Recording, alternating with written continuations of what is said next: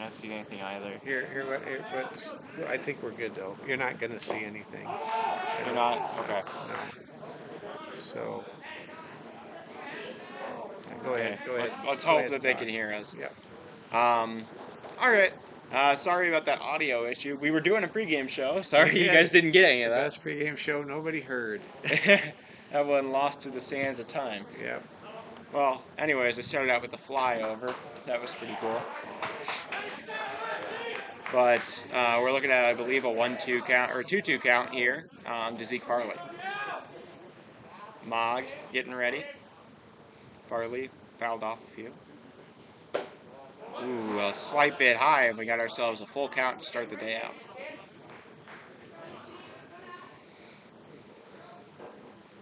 Farley getting ready. Payoff pitch. A little bit low, and Farley will take the walk. That's a good way to start out the day. I mean, getting on base with one of your fastest runners, setting up Marion Saylor, who had a ton of RBIs, knocked Farley twice on his own last time, with a double and another double. Saylor pumping his bat. Swing and a miss. Farley going to second, a little bit high, and they get him. That's his first time caught all season, and that'll be out number one. That's a tough break for post 22. Farley had not been caught all this year. He was 11 for 11 before that. But we move on. It's Saylor looking at a 0-1. Another strike. Good pitch from Mog. Got the top of the zone. We actually have a good vantage point on the zone here from right behind the plate. So do you. Just found my favorite Post 22 fan. He's got the Padres hat on over there. It's a Padre. I call him a Padres boy. He's been at a lot of Post 22 games this year. I think he's a little brother of one of the team members. Looks like, but we're fine on it. Okay, reconnection successful. We does that all the time? The whole time. Okay. All right, a little bit high. Ball one. Good job there. See, we're right back. Thanks. All right. Pitch in, swing and a miss. It'll be 1-1. This is Harrison Good. Good batting at 434 this year. Incredible. A little bit high. 2-1. Something to be noted here. Not only is the catcher have quite an arm, Carson Mushler for Watertown, as he threw out Zeke Farley. He's also got that one fouled off. He's also got quite the bat. They're batting him at the second slot today. So Carson Mushler is somebody to watch out for in this game. He is behind the plate, number 15. 2-2, outside.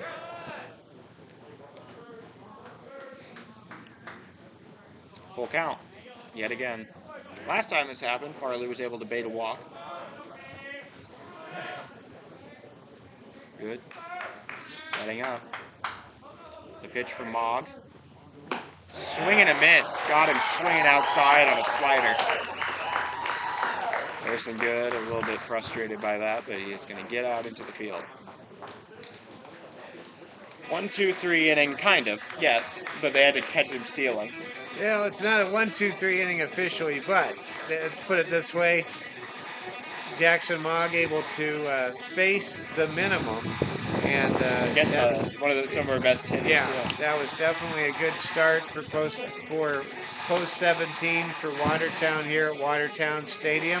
Glad to have you with us. Understand we had some audio issues. We're good now. We're good now. Yeah, I just listened to it. Okay, good deal. We're happy to have you with us here, and we did not have two games yesterday because of the rain out.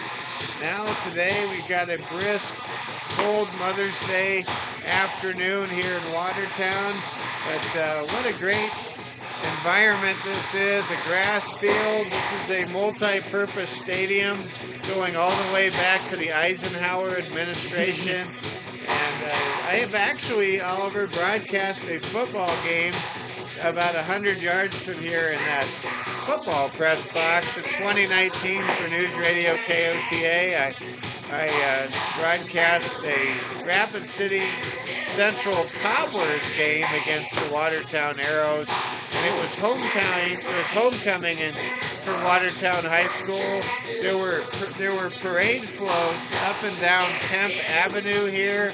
What a great environment that was, and it was a high-scoring game, and the Cobblers were on the losing end to the Watertown Arrows, but that was 4 years ago, and it was actually my first high school football broadcast since moving to Rapid City. I've done many since for St. Thomas More, but it sure was Leading it off for a great Watertown, environment, number and 1, it's Drew great to be back Denzer. here, but for baseball this time. And Oliver, go ahead and take it away here in the bottom of the first. All right, well, Palmer Jacobs setting up. We've got a pair of hard hats behind the plate checking out his velocity on the speed gun, so I'm sure, I don't know what the readings are for that, but he's got a pretty good arm, I'd say.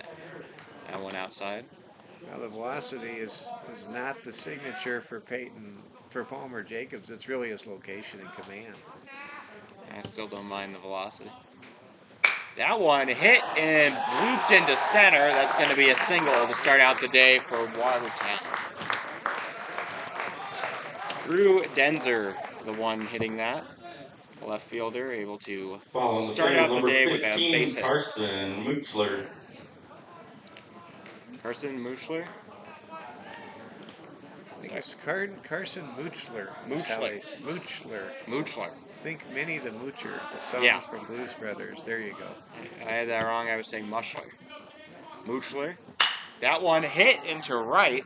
Tracing it down, we've got Good. Good is going to a little bit out of his reach, but he went all the way out. He lost his cap on the play. Great effort by Harrison. I had a pretty good view of it from where I'm seated. It was almost impossible for you to probably see that. No, actually, I can see it underneath. You can see it underneath, yeah. A little tall for the gap, but there's a lot of foul territory down both the right field line, and then there's so much foul ground in left field. There's more foul ground. There's so much fair ground in left field. Fair ground, yeah. Fair places to catch the ball on a foul in left. You wouldn't believe how much room there is here. I mean, you got like a full other field out of foul territory. All right, Jacobs. That one, they're going for second. The throw from Bentz high. They do get him. Denzer thrown out by Philip Bentz. And we both start out with a pair of caught stealings. It's going to be that kind of day. It's Mother's Day and it's caught stealing day also, and Hall of Fame Day here at the ballpark here at Watertown Stadium, at the home of Post 17. Jacobs. Ooh, high, almost hit him. It's all right. He was able to duck out of the way. We're looking at a 1-2. Jacobs. That one. There he gets him. Top of the zone. He nicks it, and that's good enough. And it'll be out number 2. Muchler retired on strikes. Jack Esch. Well, if the trend continues with getting to first, getting caught stealing, then a K, then this one would also be a K if we're having a little symmetrical inning. we actually, that's not something you see very often. Of course, Denzer reached with a hit. Ooh, that one belted to right. Good, underneath it. Gonna make the play, and that'll be out number 3. 1, 2, 3, kind of. He allows the single, but we get out in 3 batters. Faces the minimum. All right, well, I will pass it off to my dad here to do the second inning. Well, it's great to be with you, everybody. Oliver, fine work as always. Folks, sorry we missed the audio part of our pregame show. You knew you were with us. You just couldn't hear us. And, you know, we are mastering all of the settings. And sometimes we just don't understand how the computer decides to go somewhere that it wasn't before.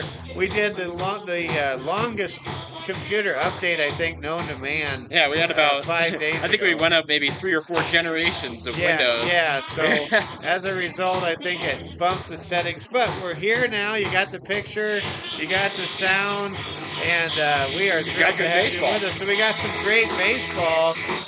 Watertown Post 17 on a Mother's Day Hall of Fame Sunday, coming in 2-4, and they are putting their top pitcher, Jackson Locke, on the mound here in Game 1 of this doubleheader.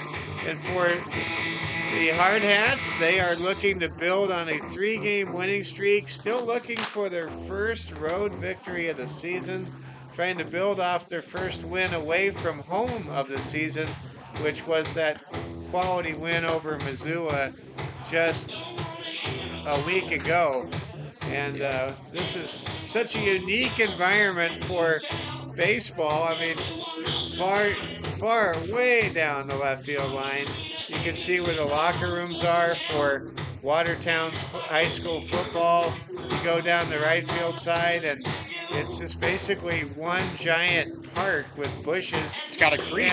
And a creek. And you know, one thing that's really stood out to me, when Harrison Good caught that routine fly ball, you know, a moment ago, he was maybe 15 yards in front of the fence. I mean, it is not shallow, right? It is a very shallow porch to right field. And yet it's a very long one to left. Left is about as deep as I'd say our center field is back home. Yes, it's about 400 feet down the line and left, but it's probably just about 345 to the power alley and right. It's like that. Alex Dietrich, a first hitter, comes up to bat for post 22 and fouls away the first pitch. We're underway here in the top half of inning number 2. Scoreless tie so far as Jackson Mogg is back on the mound. He's faced a minimum of hitters, yet to yield a base hit.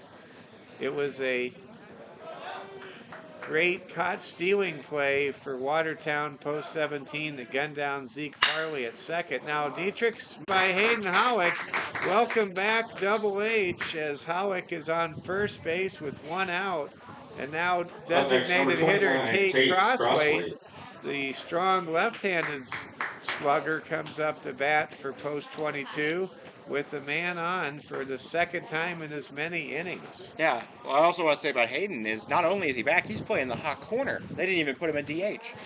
Yeah, he's ready to go, and it's just great to see Hayden heal up. There's a swing and a miss. Jackson Mogg able to really put Crossweight off balance with that most recent pitch. That was a good changeup. Leading off at first is Howick. Crossweight waits for the second pitch in this at bat. And that pitch is fouled off of Crossweight, and that'll put Tate down in the count 0-2. Sorry, I'm cracking up at Philip Bentz taking his warm-ups at his catcher pads. Yeah, that is a little unusual. Maybe he's going to come up to bat with those.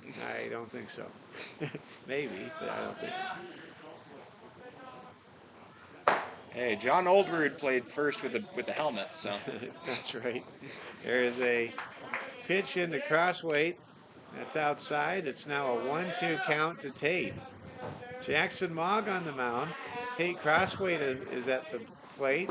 And there's a swing and a miss, strike 3 to Tate Crossweight. And just like that, 3 of the first 5 outs recorded by Watertown post 17 are via the strikeout this afternoon. Number 11, Philip. Yeah, he ought to feel a little bit.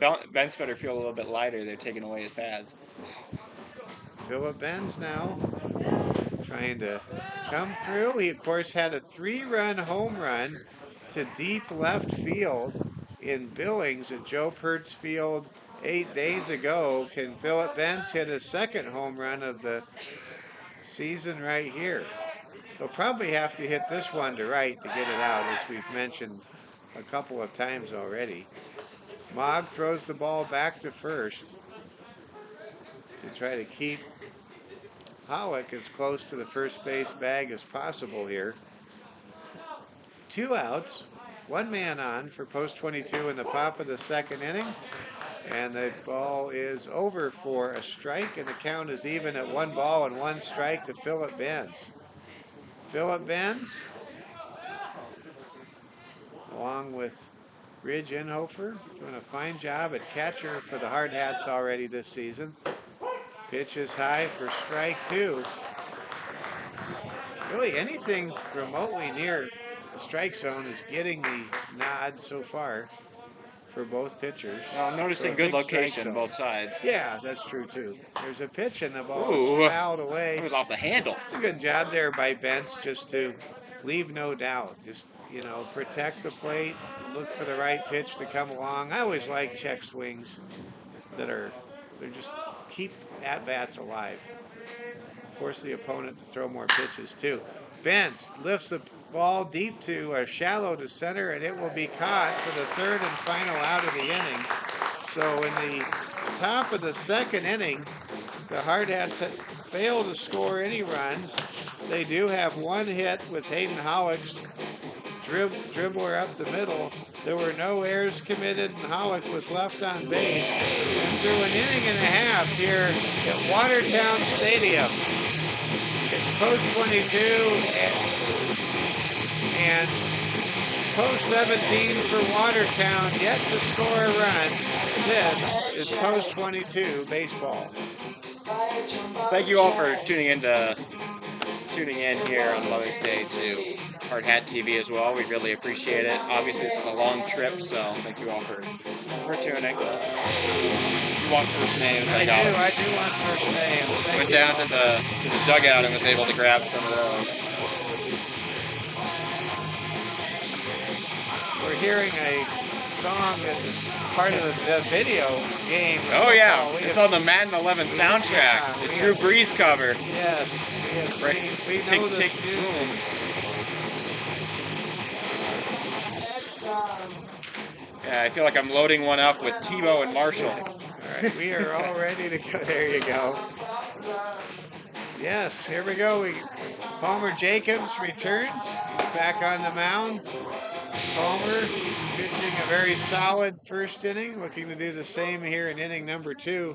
Up to bat for Watertown post 17 will be Caden Rylance, Ryan Roby, Leading off and Watertown, number Spencer 13, Caden Rylance. Rylance. Caden Rylance will step in and face Palmer Jacobs, and we are underway here in the bottom of the second. Both teams scoreless. You're watching Hardhats TV. Mike Fell with you here in the second inning. Oliver Fell, the voice of Hardhats TV, will be handling the odd-numbered innings today. I'll be handling the even-numbered innings. There's always that chance I get a phone call, and then Oliver, you get to do more innings. Yeah, that sound. I'm just ease things in. The first solo broadcast will be on Monday or tomorrow tomorrow, night. even. We'll be here before you know it. It'll be the 6th day in a row that you're traveling somewhere. Yeah, it's gonna. Or 7th day. Hey, at least tonight and tomorrow I get to sleep in the same bed. That's true. I haven't done that in a minute. Jacobs able to get a foul ball from Caden Rylance. Here comes the pitch to Rylance, and it's over for strike 3. Man. And Caden is the second strikeout victim at the hands of Palmer Jacobs so far today. And both of these starters, they've really been effective, and they each have multiple strikeout counts, and we're just in the second inning. Yeah, I'd say so. I mean, he's got both of his guys looking so far. I don't know. I don't really know, but that kind of looked like a sinker. Here comes a pitch from Jacobs. It's high and away for ball 1 to Ryan Roby. Ryan Roby, the center fielder, good speed. Checks in. He's a right-handed hitter against right-hander Palmer Jacobs. Jacobs hits Ooh. Ryan Roby, and Roby will take his first base assignment. That one just seemed to have gotten away from Jacobs. That was a firm one from Roby. He took that one pretty hard. And number 21, Jacobs actually hit Winches. 4 Billings Royals in his last outing. Jacobs not afraid to pitch inside to right-handed hitters, but sometimes his pitches do sail a little bit on him, and he has been known to hit the opposing batter more than most pitchers. There's a pitch, and it's over for strike 1 to Spencer Winces. I believe it was Bob Gibson who said that the plate is my house. The plate is my domain. If you try to crouch in on it, I'm gonna try to shoo you off. My dad tells about the St. Louis Cardinals and a trip to Omaha to face the Omaha Cardinals. Ball is struck hard and through the infield for a base hit for Spencer Winces. And now Ryan Roby advances to second base, and there are 2 on and only 1 out. Following the single by Winches, number 7, Trayton Hemrick. Now Trayton Hemrick will come up to bat. Trayton, the diminutive second baseman, will be batting from the harsh. right-hand side. I mean, I don't know if I go with diminutive. He's like Well, 5'7". He looks shorter than that. Okay. Okay, I could be a little wrong. I just think that. Well, I just said diminutive. Yeah. I All right. stand All right. by that. All right. All right. Look, he's about 7 inches. I just got to look out for the little guys. He's You know? 7 inches shorter, or 8 inches shorter than you, Alden. He Keep is. that in mind. So. No, check that. He's 10 inches shorter than you. Yeah, it's 4. You're no, 6. 9. Okay. Because I'm 6'4". All right. Here comes Trayton Hemrick. I know my height was a shock to. I know my height was a shock to Harrison Good when he came over and tried to say hi to us before the game and against Spearfish. He was quite shocked by our height. All right, Trayton Hemrick, right-handed hitter. That's a pitch sail high for a ball. Good call by the ump there. Palmer Jacobs trying to get out of this second inning sequence game. Hardhats looking for their first road victory of the 2023 season. Jacobs' first pitch is high near the ear flap of Will Engstrom, and the count begins at 1-0. No place to put this hitter. Of course, Hardhats looking for a double play ball if they can get it. Here comes the pitch from Jacobs. That's a swing and a miss, and the count evens at 1-1. So we are rolling now. Let's see if Jacobs can induce a double play ball and keep this game scoreless. We're 0-0 here in the bottom of the second, post 22, and Watertown post 17. Pitch to Engstrom is high and inside for a second ball. The count now 2-1. Bases loaded here in Watertown. Here comes the fourth pitch of the at-bat from Jacobs, and that's a swing and a miss. Palmer able to really take something off that one, and I think that's one of Palmer Jacobs' great strengths as a pitcher is he's very good at changing speeds. Here comes the 2-2 pitch, bases loaded, and that's 3, and Will Engstrom goes down swinging. That's the second strikeout. Number 4, Dylan Rodden. Second inning, and now Dylan Rodden comes up to bat. And Dylan, with the bases loaded, trying to come through for Watertown post 17. Can Palmer Jacobs leave the bases loaded here in the bottom of the second inning in a scoreless tie on Mother's Day? Ball is popped out of play, and there goes the little Padres boy and one of his friends out to chase the ball. It's just great to see that kind of hustle there.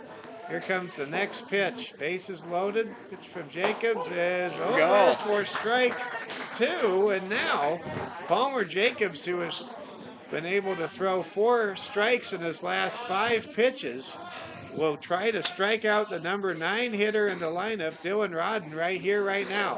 Pitch is high for ball 1. Palmer Jacobs, he's just locked in. Yeah, I'm feeling an outside curve here. He's been that's the pitch he used on strikeout number 2 at the start of the inning. Though I don't know what they would do with Bentz here if that gets out of control. Here comes the 1-2 pitch. Ball is hit hard to short. Throw to first is in time to retire the side. And Dominic McKnight, or rather check that, Wilson Kiefer able to throw from short to first to retire the side. And in the bottom of the second inning, Palmer Jacobs and the Hardhats strand the bases loaded for Watertown. There were no runs. There was 1 hit. There were no errors. And there were 3 men left on base through 2 innings of play. It's Rapid City post 22, 0.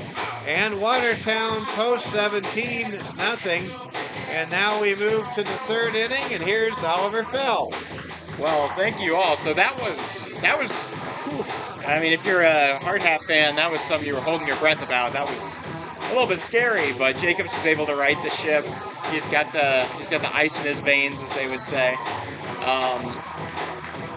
I saw that a few times in our Twins Padres games. A lot of loaded bases and stranded runners. You had to remind me. Yeah. Hey, it happened to the other team too. To quote the band Outcast that is here on the PA system, that's not just cold, that's ice cold. Yeah. Well, hey. So the due up here for the for post 22 in the top of the third is going to be second baseman Wyatt Reeder, then shortstop Wilson Kiefer, and then we're back to the top of the order with Zeke Farley in left. So Mogg has pitched very well so far for Watertown. Not bad on hit. Point Due this up out. next, This number is our 15, first game Wilson all Kiefer. season, Oliver, where the infield has been a grass infield, and so the ball is coming to the infielders at different speeds all the time, and that's quite a variance. You'd be It is. surprised how big an impact a grass field surface can have Who on gets something. away from the catcher there, and it looks like Reeder's going to reach second. A little bit of a wild pitch there. That was a wild pitch, and that's the first time we've really seen Jackson Mogg be off on a delivery that much. I would say so. I saw it a little bit in warm-ups. It seems to just get away from him at times. One of those pitches just he doesn't have the best grip on, I think. All right. Well, 1-0. Reeder just keeps getting free passes to bases, so that's a strike. Catches the edge of the zone. 1-1. Still 0-0, top of the third if you're tuning in with us. No outs in the inning. 1-1 count. Mogg.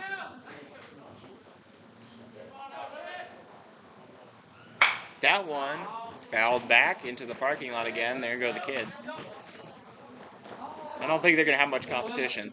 No, and I just really admire those post 22 kids. It's a little boy with a San Diego Padres hat and his friend, a girl, and they just chase after the foul balls here at Watertown Stadium to leave the ballpark. I like the old style grandstand with the posts. It's very, very hardcore, very classic, old school. Yeah, it looks like we'd be watching a Greyhound race out here.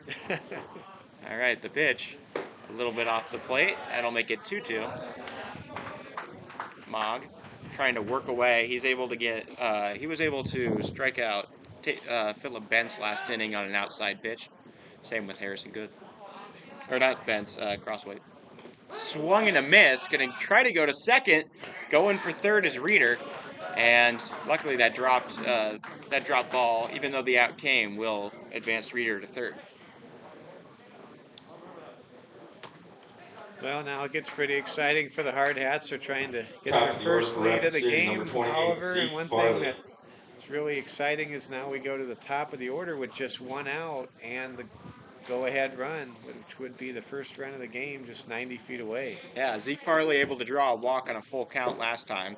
That one underneath, not quite far enough away for Reeder to do anything, but Zeke getting ready. He seems pretty locked in, I'd say. Mogg getting ready, staring him down. 1-0. That one loops its way into the zone. Good curveball. I'm listening to the fans, the players in the Hardhats dugout. They are so far away from home plate here in this multi-purpose stadium. It needs some Bluetooth. That one off the plate, but good job for Muschler to keep that one in front of him. I was going to say there was like an echo coming from the dugout. It was from so far away here to home plate between the visiting dugout and home plate. Run up the telephone bill long distance. All right, 2-1 here to Farley. Swung on, lined out. Great catch there for the second baseman, and that'll be out number 2. Good hit. Would have gotten into the outfield if it weren't for the fact that the guy was placed right exactly where he needed to be. It was so impressive. It was just a tremendous, just an instant reaction play right there by second baseman Trayton Hemrick. Yeah, absolutely, and whoever put him in that position on his lineup card definitely did a pretty good job. All right, well, up to Saylor. Saylor struck out his first time around, but he's a very good hitter. That one catches the edge of the zone. I do like that the umpire is he's very confident in everything he's calling. He knows what he's calling, and he is Sure. Swung on, and that'll be fouled back. 0-2 count. Reader still on third, trying not to strand the runner. Sailor batting a 293 clip this year. Doing a pretty good job, I'd say. Has 9 RBIs on the season. Swung on, that's going to go to the shortstop. It gets away from him again, and Reader will score. Really a tough one there. Second error of the inning for Jack Heesh. And that'll bring across a run. It is now 1-0 Hardhats. You'll take a run any way you can get a run. And boy, again, I think that To the really plate, number 14, tall Harrison Good. infield grass. Of course, it rains 6 inches. This grass is kind of a thicket, and it's impacting these grounders that roll on the grass before they reach the dirt infield. Well, there also seems to be at least a maybe 2-inch drop off between the edge of the grass and the dirt itself. So I've seen that have some weird bounce effects, do that kind of thing. But I would think, as a home field situation, you would get used to that. But maybe not. All right, well, Good up to bat. He struck out the first time round. Pretty frustrated with himself that time. But 1-1 count. It's just exciting for the Hardhats, still trying to get that monkey off their back, get that first road win of the year that they did score first here in Watertown. That one swung on. That's going to end up in the 30,000 feet we have up here, the half hectare of foul territory. Sprinting out for it is the ball boy. I think he ran a pretty good 40 there. He's not a ball boy. That's a hard hat player. Oh, it is? That just decided that he would stretch a little bit. Sorry, he didn't have the jacket on. I was a little confused. As long as he's got the gray pants, he's a player. All right. Okay, Torby's the playing then. That one get to short. Again, he boots it. Gonna get back to second. No! A little bit thrown off. Wasn't expecting him to club it, and that'll be, they get Sailor at second, trying to get back to the bag. In the end, the same outcome, but that still goes down as an error. Third of the inning for Watertown. And we have tough bottom of the top of the third inning for the shortstop, Trey Himrick, or rather for Jack Heesh. He had 3 errors. Oliver, go ahead and give us the recap there. All right. Well, this inning we got the Hardhats were able to muster no hits, but 1 run, 3 errors, all coming from the shortstop Heesh for Watertown, and left 1 on base. Or, did we say 2? No, it was 1 on base. Just 1. He got out at second. He did, but there was also the guy on first made it safely, so I don't know how to roll that. Just one. All right, so that's the top of the third there. Hardhats are on top 1-0. I was trying to get a scoreboard for everybody. I know that's something that would definitely improve the broadcast. I found a pretty good one, but our computer might think it's a virus, and I don't pay for the computer, so we're going to make sure that it's not a virus first. I'm pretty sure, but I'll try to get you that scoreboard pretty soon. Hopefully I'll have that for Gillette if I can work on it on the highway. Lead now for Watertown, number 1, Drew Denzer. All right, so now we enter the bottom of the third. Watertown has hit their whole order, and we're going back to the start with Drew Denzer, Carson Muschler, and Jack Heesh. Palmer throws inside, ball 1.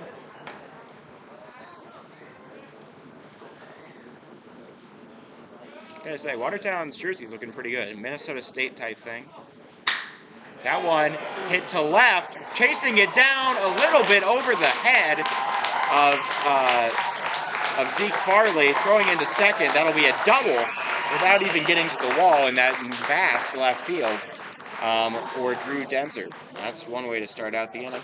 We just found out something, and that is that the ball is not going to roll very far. by Again, Denzer, a very Carson high grass, Muschler. wet grass, and the humidity is a little underrated here too. It is.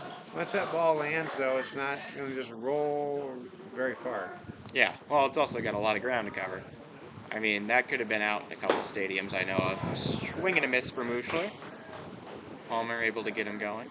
He's got quite the little wind-up situation there, all hunched over. Notice the long arms. He's got quite the wingspan. Jacobs delivers. That one right down the middle. 0-2 count. Jacobs was able to get out of the last time. He still hasn't allowed a run. 1.4 ERA of the year. Boy, a strikeout would be really big here. It would. That one fouled off. Actually gets out. That one went forward and didn't land in foul territory. The first time I've seen that today.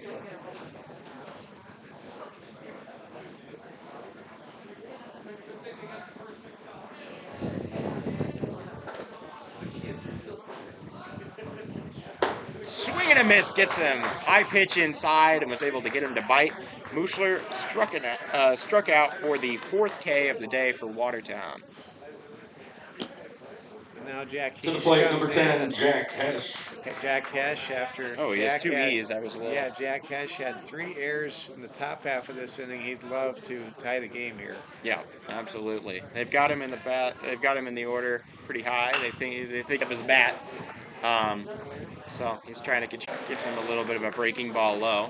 1-1. 1 out. I see Denser. A little off the base there. Bent's able to get it. 2-1. He's getting some words of encouragement from the other players out there for post 22. A little off the base. 3-1.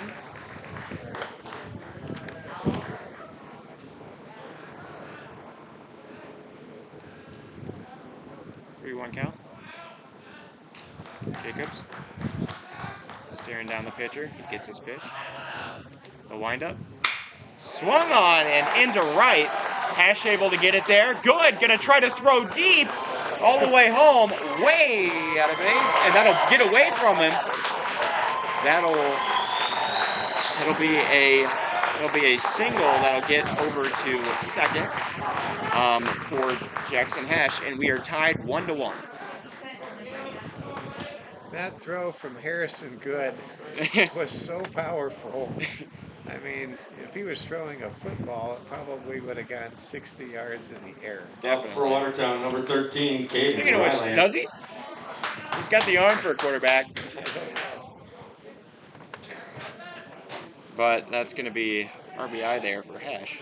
And it scores Denzer. Still 1 out, man on second. Hesh in that so familiar spot outside of second. Oh! That could have been bad. He hit it backwards and it bounced off of the lip of the concrete and came right back out to Bentz. The umpire does not have any shielding on the back of his head. Oh, is that scary? Yeah. I mean, that ball went that only happens in places right like this. Back to the concrete, and this is the corner. This is a 1950s concrete structure, and it bounced, and I could hear the chip of the concrete too fall off. Yeah. And the ball shot right back and clipped Philip Benz on his mask. Could have hit the umpire. Could have hit anybody in the back there. That came out as about the same speed it was fouled off at. That only happens here. Only in Watertown. Jacobs. That one hit to center. Saylor not going to be able to get it. He jumps for it. He doesn't get it down. Good going to come at it. Throwing it to second.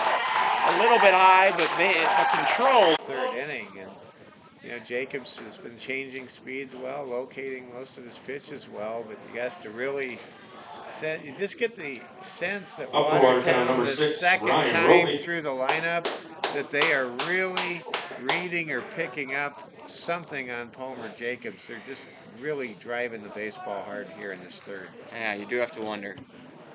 Thrown, hit to third. Pollock able to get it, gets it over to first. The throw to third is going to be a little bit late, but they do get the 1 out at first. And Rylands will advance, but that is the second out of the inning. Roby on the 5-3 put out. It's really good play by Hayden. Number Hollick. 21, Spencer Winches. Hayden really plays third base well. He has the reflexes, he has the range, and he makes really intelligent He has the decisions instincts, out there. yeah. He was able to try to hold the runner, but eventually he had to give in to one or the other, and it goes to first. Good pitch there from Jacobs. Getting at an 0-1.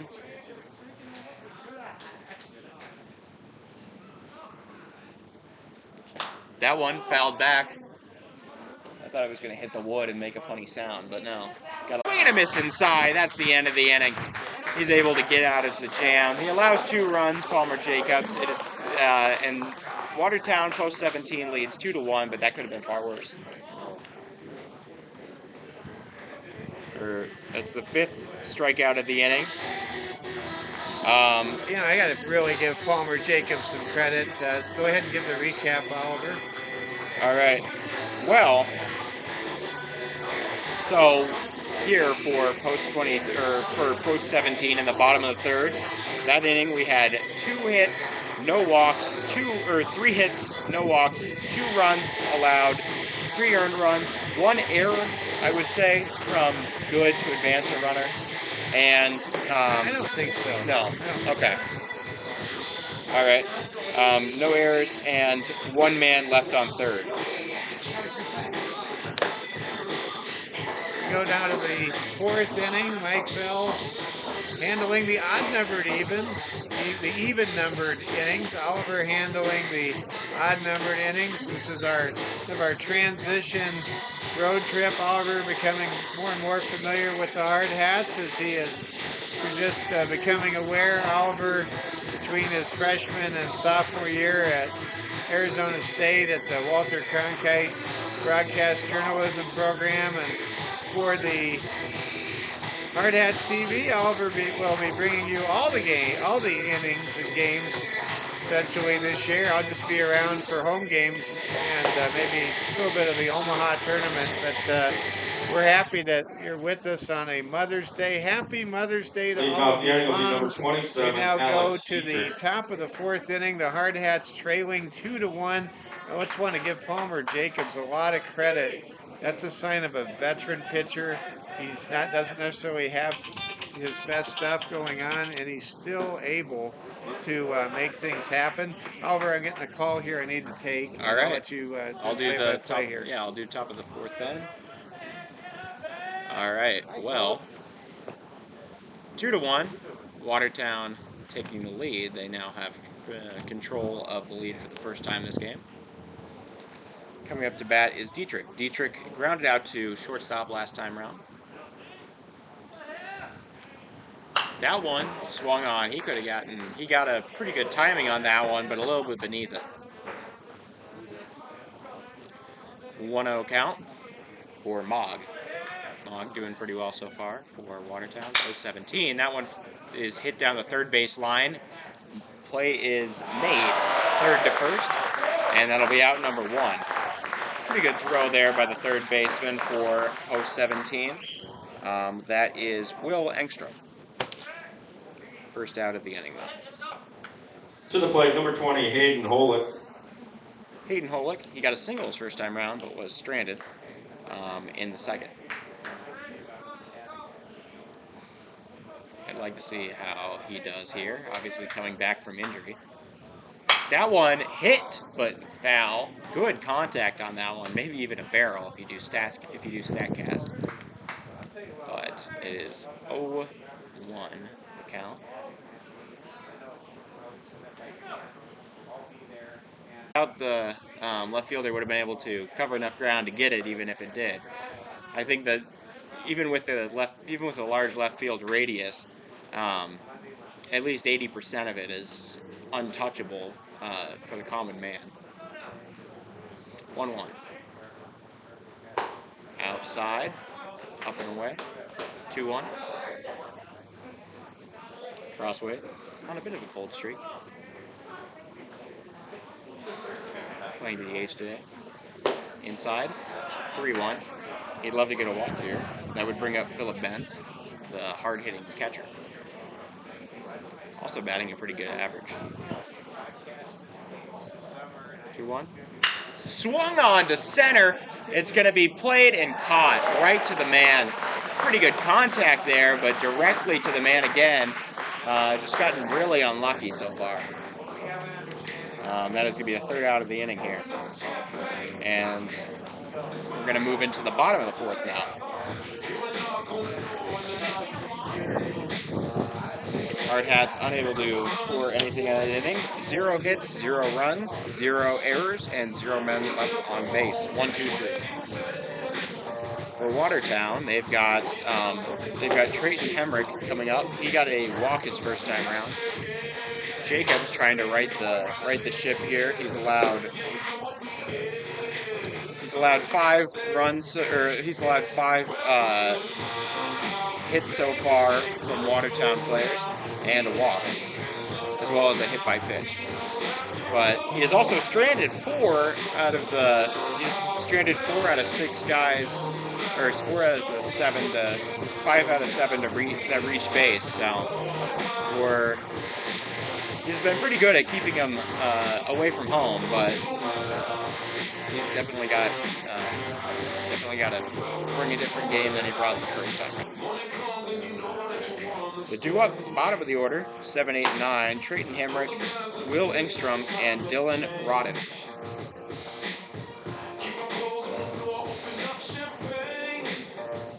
A little bit of my house playing. Definitely is their house. As old as it is, it seems to leading off the inning for Watertown. A lot of history, a lot of Hemrick.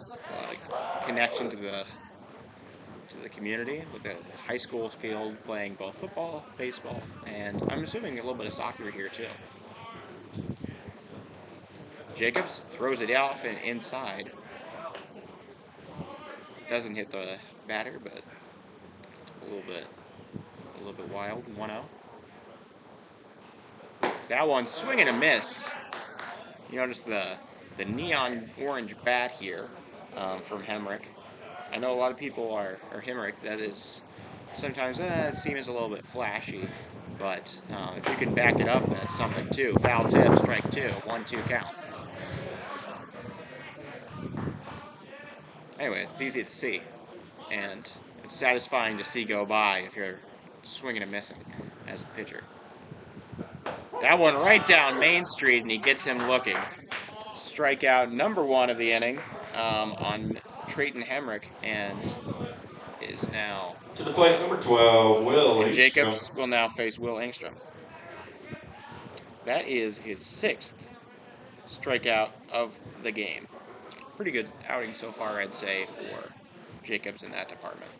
He only had 4 going into this inning, or he only had 4 strikeouts on the year going into this game, though he only pitched 2 outings as well. Engstrom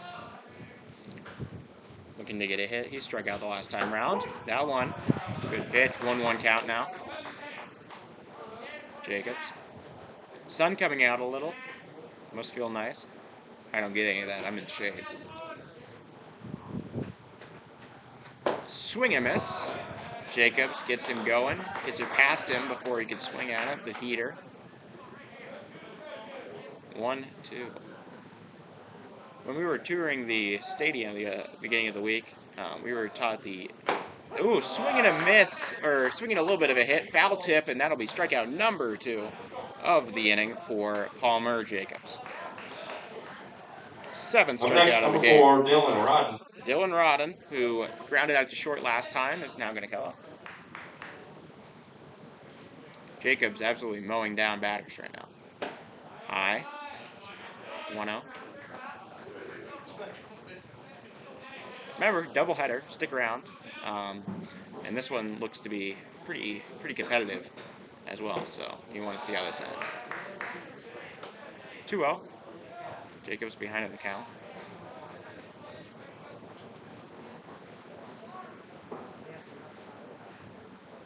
I don't see Jacobs as the type to get too preoccupied with that. Foul tip. Bentz makes the catch, and 2-1.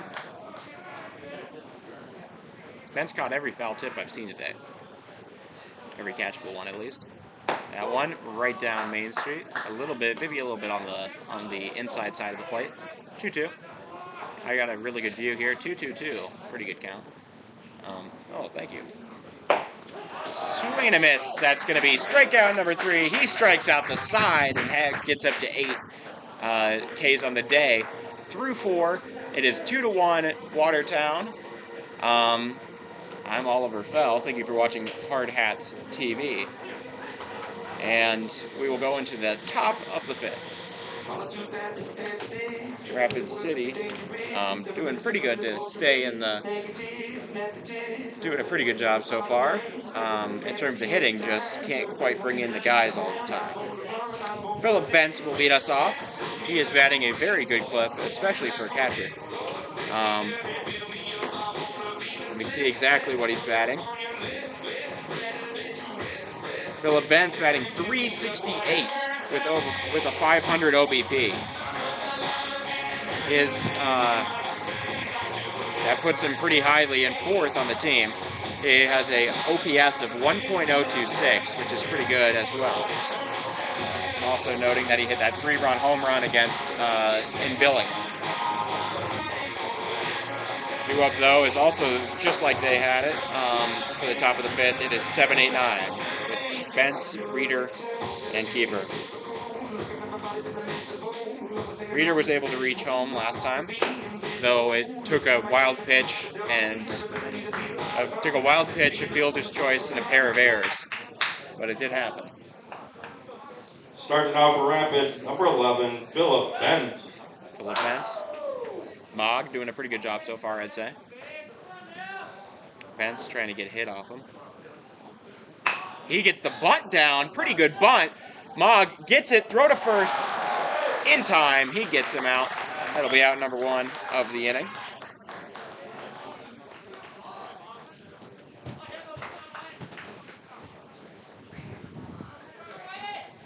Wyatt Reeder, like I said, reached on there last time around. Number 18, Wyatt Reeder. Reeder also a pretty good hitter on the air. Batting a nice little 3-3-3. He bunts it too. That one going down the third base line. He's going to definitely get there way ahead of the throw. Good bunt from Reeder, and he is on base. Does it yet again. Reeder pretty dangerous on the base paths. We'll see how they have to deal with him there. Whether that impacts the way the pitcher pitches. To the plate, number 15, Wilson Kiefer. Let's go! Wyatt Reeder, 2 for 2 on his stolen bases this year. That one also a bunt. Torvey really going for the bunt strategy. Throw is away. It's going to get into shallow right, and going for second is Kiefer, and he gets in. A bunt single turns into a double, and we have 2 men in scoring position with 1 out in the top of the 5th.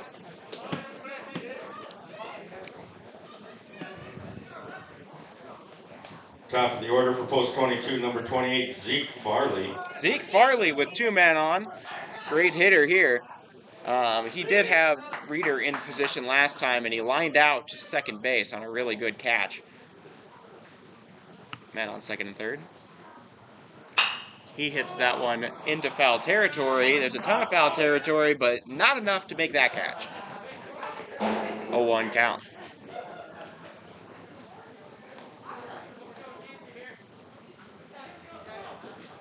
Pair of bunt singles. Doesn't look like Zeke Farley is going to try that, though he has the speed to pull one off. I don't know. The squeeze play, a favorite of my father's. Throw is off of the plate. That's going to be a ball. 1-1. Throw a little bit high from the catcher, Muschler. 1-1. Low in the dirt. It gets away from the catcher, and coming home is Reeder. He's going to get in. It's 2-2 now. Kiefer advances to third. Thought about going home, but not going to do it. Wild pitch brings in the runner, and we are tied now with 1 out in the top of the 5th. Man on third. Still, two runs for the Hardhats. No RBIs. Farley, swing and a miss, 2-2. I think a couple people thought that might have been a K. 2-2 count. 1 out. Top of the 5th, man on third. Zeke Farley. Swung on to right. That's going to be foul ball. Stays alive. 2-2 still. 2-2 also the score of the game. Hardhats looking for the lead. Man, the go-ahead run on third base. Wilson Kiefer. Swung and right by the third baseman. That'll get into shallow left. Farley's going to stay at first for the single. And that'll be an RBI single. The Hardhats now up 3-2. How about this rally? To the plate, number Hardhats have 13, retaken the lead. Marion Sailor. We're in the 5th inning. This is big. Hardhats for only the 2nd time so far this year to have a lead in the 5th inning on the road in the late innings. You wonder if the pitchers, if the coaches are going to give him the signal to steal again. He did get thrown out the first time around, but it was his first time of the entire year where he got thrown out. I think he almost always has the green light, especially if he can read the starting pitcher and get a good jump. Definitely. 1-0 count here to Sailor. 2-0.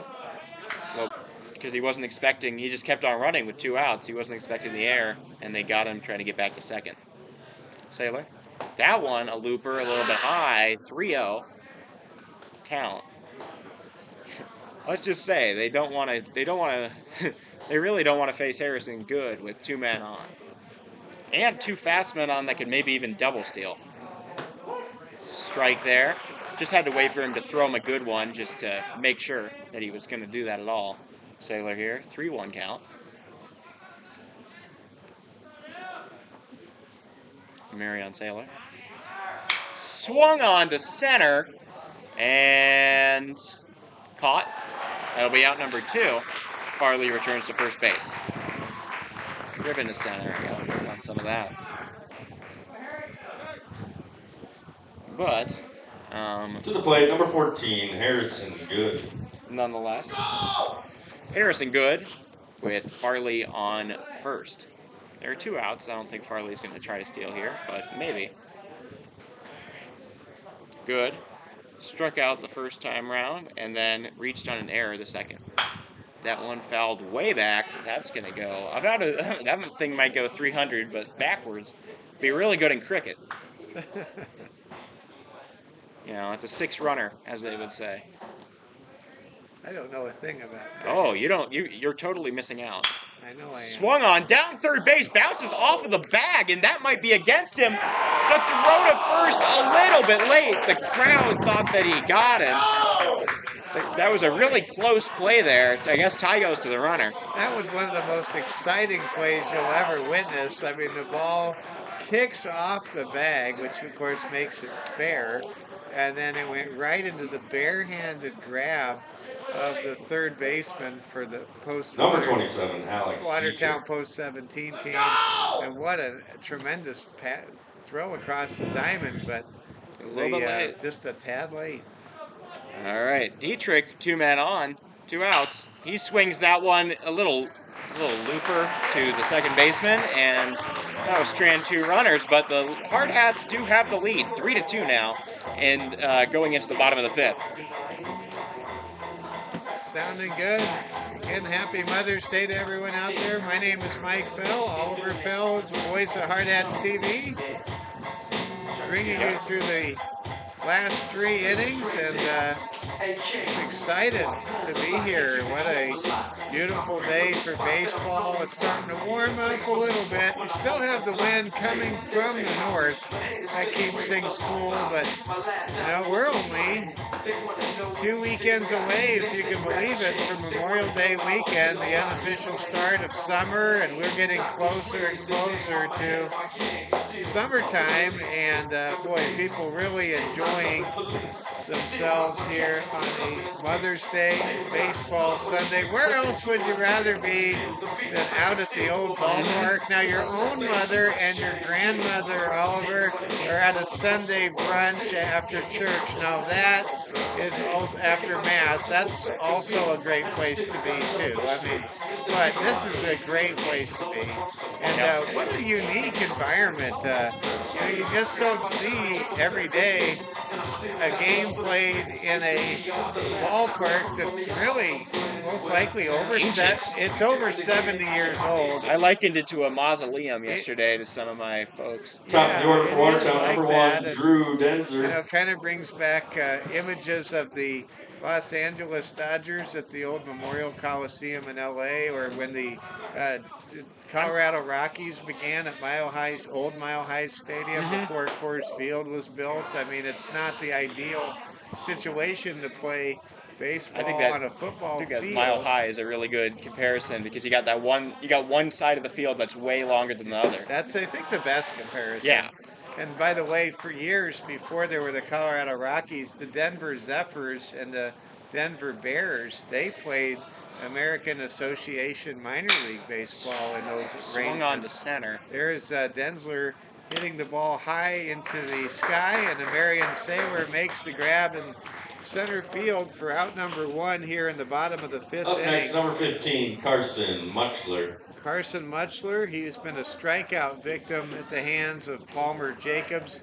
His first time's up earlier in this ball game, and for the post-17 Watertown team that comes in with a record of 2-4, they're trying to dig their way out of a one-run deficit here in He the just 5th catches it inning. there. Yeah, this is the first of 2 games in our doubleheader coverage here on Hardhats TV for you on Mother's Day 2023. Palmer Jacobs hits Ooh.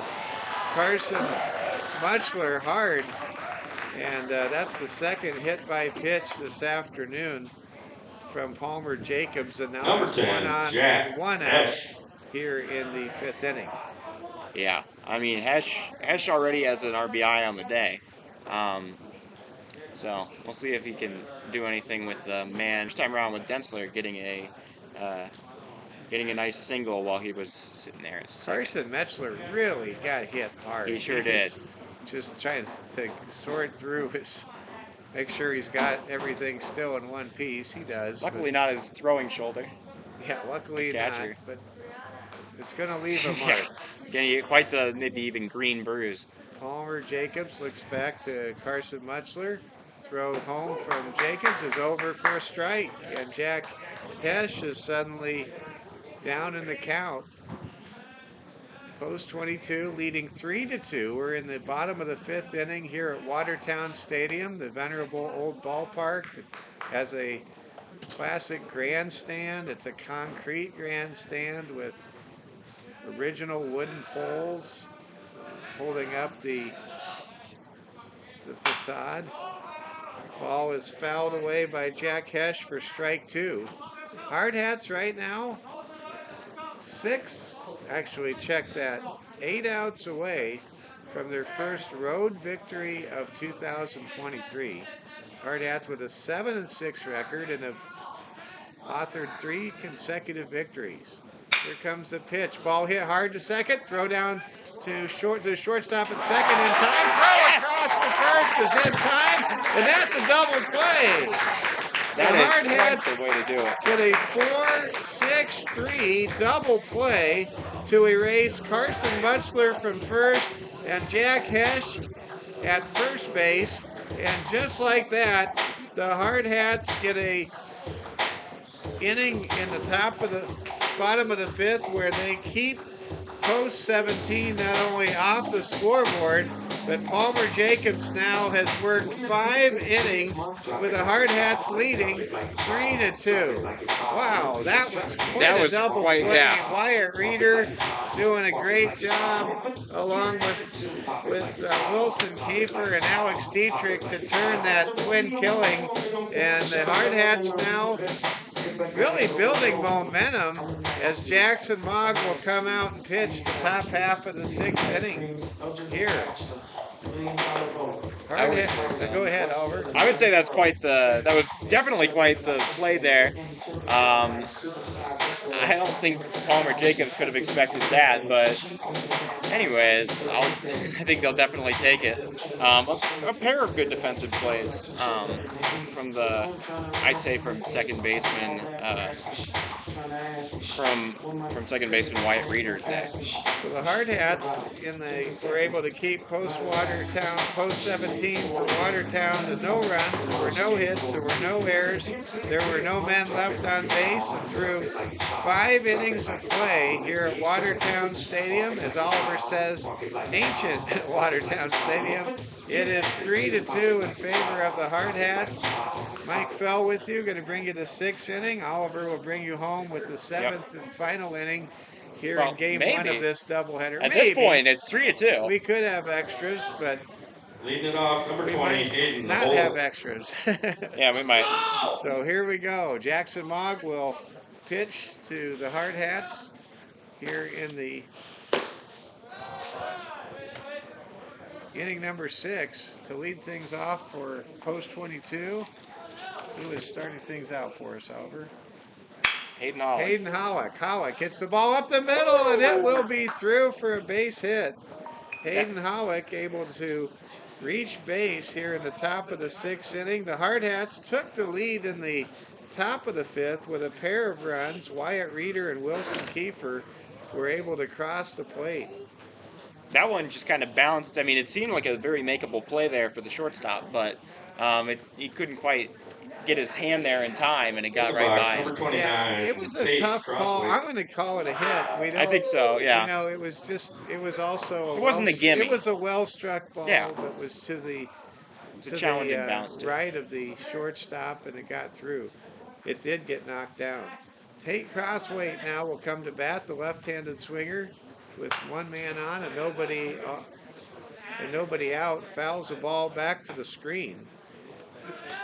I want to thank one of the moms here on Mother's Day. She got us both something to drink. Yeah. Isn't that nice? Appreciate that. Yeah, appreciate that. Always appreciate your mom. Here comes the pitch to Tate Crosswaite. Crosswaite fouls the ball into foul territory that lands near the on-deck circle. That would have been very foul in Fitzgerald, but that was a makeable play here. It is amazing how much foul territory there is, I should say, foul territory, down the left field line. It is just an endless amount of grass. Yeah. And all the way till you get to the football grandstand. I mean, you could fit another base in there. You really could. You could fit another diamond out of the rest of that. There's a swing and a miss. Strike 3 to Tate Crosswaite, and the first out is recorded here in the top of the 6th inning. Cannot emphasize enough what a premium it would be for the Hardhats if they could pick up an insurance run. There's one on with just one out. Hollick with a good lead at first, now dives back to the first base bag as Jackson Mogg throws back to the first baseman for Watertown post 17. Philip Benz is the hitter. One on, one out. Hardhats with a 3-2 lead here in the top of the 6th, and there's a base hit, and it might go through to the wall. It's handled by the center fielder. Throw back towards the infield, and it'll be a stand-up double by Philip Benz, and now the Hardhats with 2 men in scoring position and only one out, and the Hardhats with a golden opportunity as Wyatt Reeder, the left-handed hitter, 18, Wyatt Reeder, steps into the batter's box with an opportunity with a base hit to bring a pair of Hardhats home and perhaps give the Hardhats a 5-2 lead in this 3-2 game. Pitch from Mogg is over on the outside corner for strike number 1. Post 22, even with any kind of contact here, Wyatt Reeder with a chance to drive home Hayden Hollick from third base. And the ball is hit deep to right. And it is gone. It's a home run. Wyatt Reeder hits a 3-run home run over the short fence in right field. How about that? Touch them all, Wyatt Reeder. Wyatt gets a 3-run dinger, and the Hardhats lead 6-2 here at Watertown Stadium. Wow. That was something. It just about got over that fence in right center, and Wyatt Reeder, that is one big play, For the play, moving the number game 15, Wilson from a Keeper. really close 1-run game to a big 4-run lead. And Wyatt Reeder's mother, who just moments ago was kind enough to get us our drinks, she's now thinking about going out and getting that ball. Why not? Yeah. That'd be so awesome. Ball is thrown to first by the pitcher, and it's a wild throw to first, and reaching second on the throwing error is Wilson Kiefer. And now the wheels have fallen off for the Watertown Post 17 Ball Club here on Hall of Fame Day on this Mother's Day here in Watertown. Top And scorer, number man 28, alive, Zeke what a Farley. great moment that was. Wyatt Reeder Did it for, with a with his mom in 3-run home attendance. run with his mom in attendance, and his mother and one of her friends is going back to the bushes to look for the It home might be run in the ball. drink. It could be in the creek that's out Yeah. there too. You're right. Hope they don't run into any snakes or anything out there in let's the hope not. brush. I don't know about that. It's a little cold for the snakes, but True. anyway, there will be a pitching change now. Jackson Moggs' day is through. He goes 5 1/3 innings, Is it? gives up 6 runs. There was the inside the park home run on opening day as well, and now Chase Christensen is the pitcher. Thank you, Oliver, Yep. for the Watertown Post 17 Arrows. And Not Arrows, they're just or post the 17. post That's the 17. high school. That's right. We do play in their stadium. Well, but and a lot of the fans have Arrows clothes on, which kind of throws Yeah. me off. But I believe it's a similar the thing color this year. scheme is the same, yes. But there it is, the Hardhats with a 6-2 lead.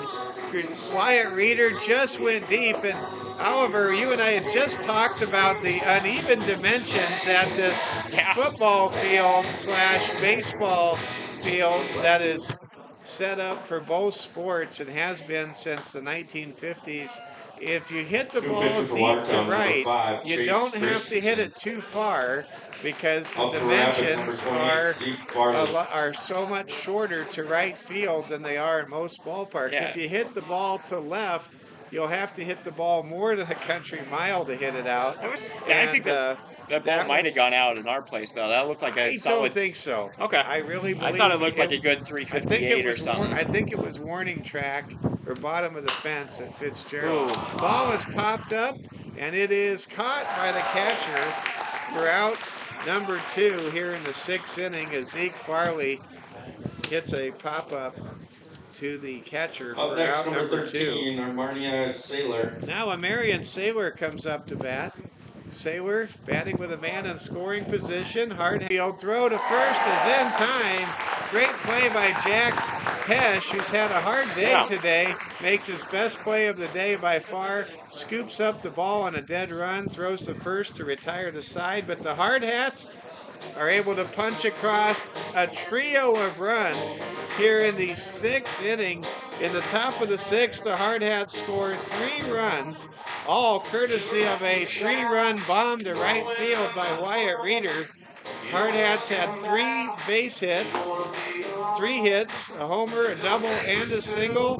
There was 1 throwing error, and there was 1 man left on base through 5.5 innings of play at Watertown Stadium. It's post 22, 6, post 17 from Watertown 2. You're watching Hardhats TV on Mother's Day. Happy Mother's Day, all of you moms out there.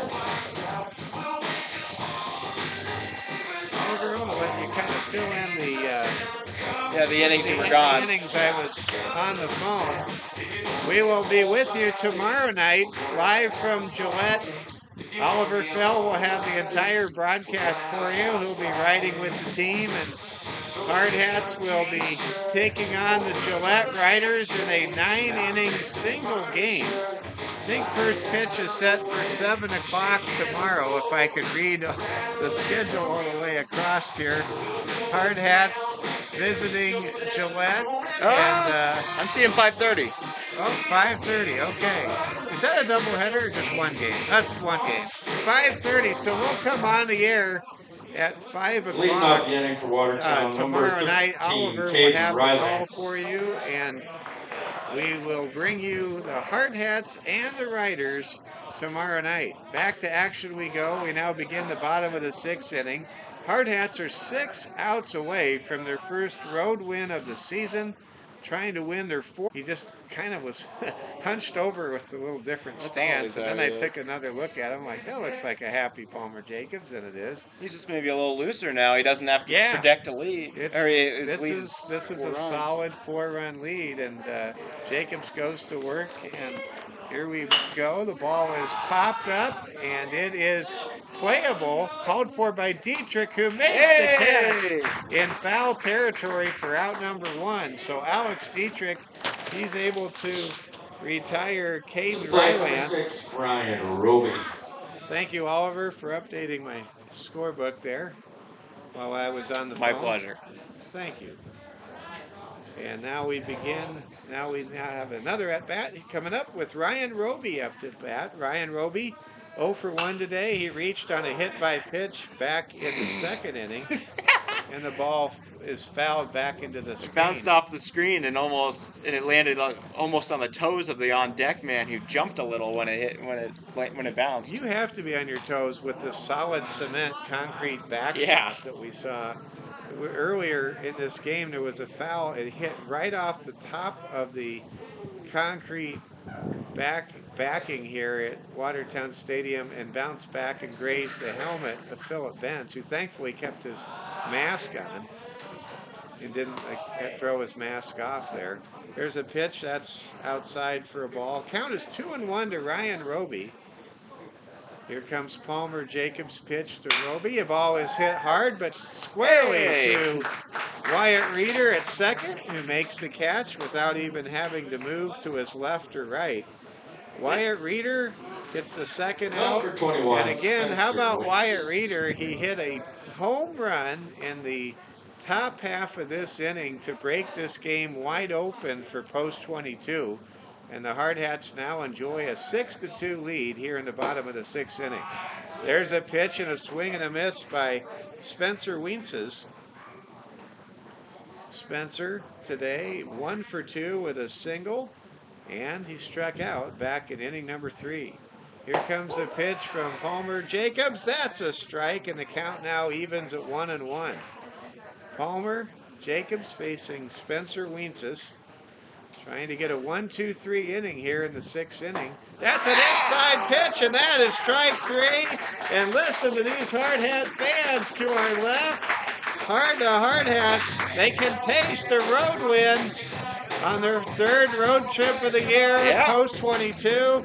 Gets a strikeout. That is now strikeout number 9 today for Palmer Jacobs through 6 innings of action. And I now send it with a 1-2-3, no hits, no runs, no errors, no one left on base in the bottom of the 6th inning. It is Rapid City post 22-6 and Watertown post 17-2. And now with the 7th and perhaps final inning, here's Oliver.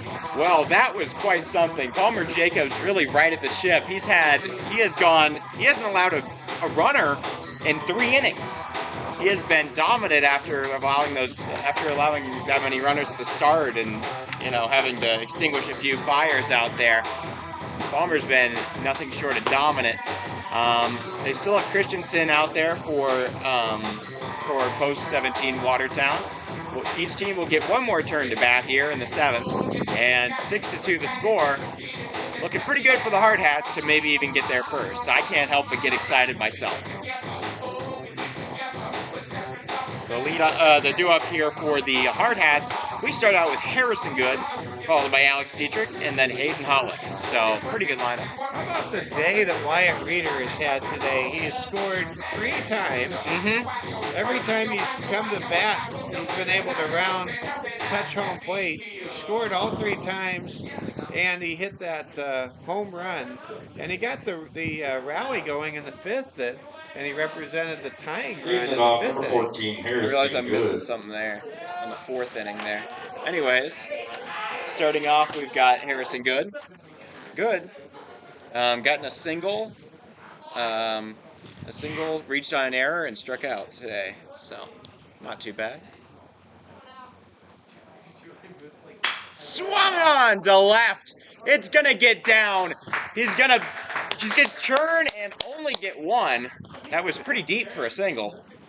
But hey, it works. That's the longest single you'll ever see. Yeah. Number And 27, Harrison Good, Alex more Dietrich. importantly, sparks the rally here in the 7th inning. And you know the Hardhats, they want a victory. They do. You know, you never know if 4 runs is enough. You just don't know.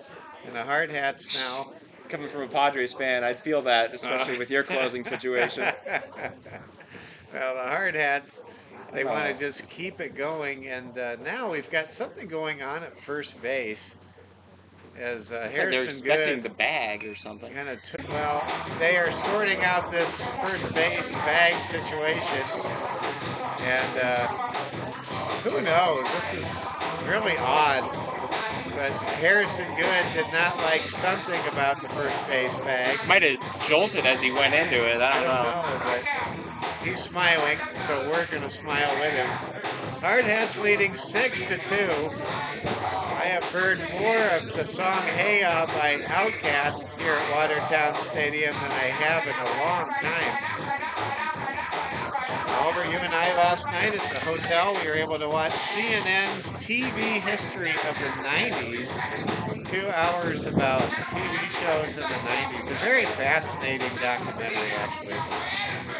You learned everything and more you wanted to know about Friends. Yeah. Well, we still Equipment delay at first base. This has only happened to me once, and it was a basketball game where the rim got knocked, where the rim got pulled sideways. The Watertown manager has to look at something. They have any backup bases? I don't know if the problem is the base or the hole that it goes into. Like I said, the same way you'd call for a doctor, can we call for a groundskeeper? Is anybody in here? I don't think, Oliver, I hate to break it to you, groundskeepers are really good at raking and growing grass. I don't know if equipment is really their trade. I just don't know. But they will continue to perform surgery on first base bag. You can see that on the right part of your screen here at Watertown Stadium. We've got game number 2 coming up after this game. This is the longest first base surgical delay that we have ever been around. And I don't know. You know, this may be a really we got a whole this may be a real cheap and easy way to fix this problem, but you spend a lot more time at first base than you do third base. You could always switch the bases. If it's not the whole problem. Yeah, that's possible. All right, let's get back to action. Oliver, this is your inning. All right. Yeah, thanks for handing it over to me. I got my own mic. Well, Good here on first. He's gonna lead. He's gonna get a little bit of a lead. That one twirled around, probably around in the high 50s if I were to guess. That was a pretty slow one. Just about got to the plate from Christensen. Dietrich up to bat. Has yet to get a hit or reach base today. He'd love to change that going into game 2 at least. That one off the plate. 2-0. These are a lot of slow pitches. Maybe they'll get timed up. Did you find the ball? Oh, okay. Probably one of the balls. Wyatt Reeder's mom just came back. Okay.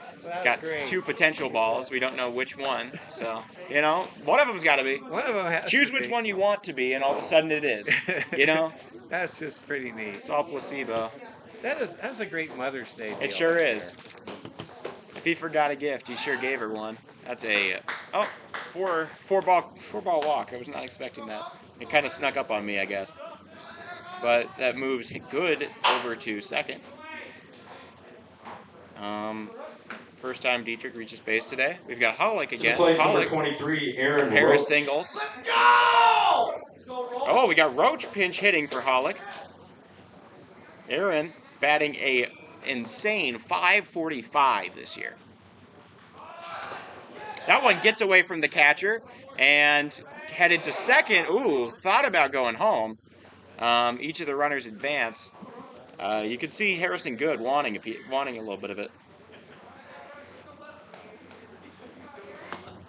Well, Aaron Roach hitting two over in scoring 500, position. as you Yeah. mentioned, Oliver, the pride of St. Thomas More High School. Mm-hmm. And he's got Good and Dietrich in scoring position.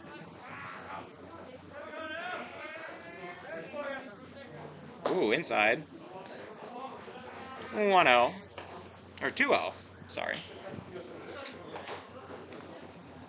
1 out. Or 0 outs. I'm way off. I got sleep, but anyways. That one strike called. Good gets back to the bag. 2-1. The Hardhats are going for 4 wins in a row, and I'm just so impressed. They competed. They lost back-to-back heartbreaking walk-offs last week in Billings, but they have not looked back, and they're now going for their 4th straight win. All right, swing and a miss makes it 2-2. I don't know if that's Palmer just staying hot, but somebody's getting ready in left field. Maybe that's a closer for the Hardhats. He drives it to left. It's going to be playable. Caught. Good coming home. Good throw. And it's just going to not be in time. Good able to score on the sac fly. That makes it 7-2 Hardhats. Great job by Aaron. He's just playing so well in all of these key spots. He filled in so well for Hayden Hollick when Hayden was shaken up against Spearfish on Tuesday night, and coming in To the plate, number for, 10, Peyton Tripton. and then Roach just comes in with his bat, drives home a key insurance run, and now it's a 5-run lead for post 22. Totally. All right. That one, looping curveball. Man, that thing had to be carried along the plate. Somebody gave it an extra an extra lift. Anyways, Tate crossweight. I'm assuming this is. Or maybe we pinch hit again. That is not Tate crossweight. You know it's not crossweight because crossweight, I think it's Dominic McKnight. Pretty Okay. sure. Looks like Dom McKnight. Dominic McKnight. Hitting for the DH.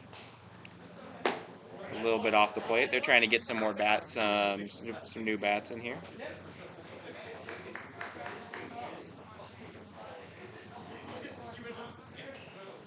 Okay. 1-2 count. 1 out. Bounces. Kept in front of him by Moochler. Sorry. 2-2. 7-2 score here. Hardhats on top. Closing in on their first road win of the year. That one right down Broadway, and he gets him. Christensen gets his first K of the day, and they get their second out.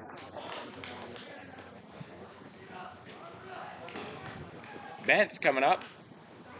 Last time up, he hit a really pretty. Number 11, Philip Benz. He hit a really pretty double. So we'll see if he can do it again.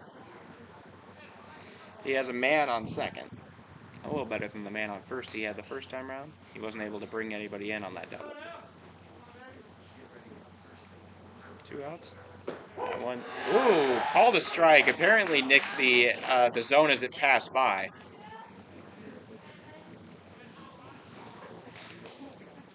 Oh, 1 count. That one a little bit high. Good eye there from Bentz to held off. Christensen giving a lot of little slow balls that are nicking the zone. 1-1. Swing and a miss. A little looping curveball. Also, like I said, maybe mid to high 50s in terms of velocity. 1-2. Pitch. That one is called. It said he hit the edge of the plate, and that'll be enough for the strikeout in the end of the inning for post 17. So now we go up trying to close out our post 22 goes in trying to close out their first road win of the game and their fourth consecutive win if they're able to do it. They're up 7-2. And we do have Palmer Jacobs entering in. He's going to try to go for the complete game here. I think there's a good chance Palmer can get that complete game. He has not given up a run since all the way back in the third inning. And in addition to that, he has retired 11 consecutive hitters. And so for post 22, they have received the dominant ace-like performance they wanted from Palmer Jacobs today. And I want to give a shout out to Wayne Sullivan, general manager for the Hardhats, and he passed along that Hardhats defeated Missoula and Billings, and Hardhats have grit, and they were challenged by Kelvin Torby, their manager, their leader, that they needed to find a way in between the Billings Royals and Missoula game last Sunday. They came back, they won that game over Missoula convincingly, and then they swept Spearfish, and now today against a good Watertown post 17 ball club, they are now in front. 7-2, and Oliver, take it away here in the bottom of the 7th. That one driven to right center, tracing it down, Sailor and Good able to make the play. Out number 1. Well, that's quite the way to start it out. 1 pitch, 1 out. You'll take that if you're Palmer Jacobs. Last time he faced the bottom of the order here, he got 3 consecutive strikeouts. That was in the 4th. So he's now up to 10 or 12 consecutive batters retired. Will Engstrom, the 8-hole hitter here. That one also driven to right center. Looks like the exact same ball, and Good's going to make the exact same play. Out number 2. Let's see. Next up, number 4, Dylan Rodden. All right, looks like Rodden. Odds on him going to high to right center is going to be, I don't know what the odds are going to be, but I'd say maybe plus 210 after those last 2. All right, Rodden, last out. He does not swing. That is a strike. So it'll take more than 3 pitches to finish out the inning. Down to the last out. That one fouled off into the parking lot. Well, Hardhats closing in on a big win here. Let's see if they can get it right here, right now. Palmer Jacobs. 0-1. That one is driven to center. Sailor underneath it, and that's the game. Hardhats win it 7-2.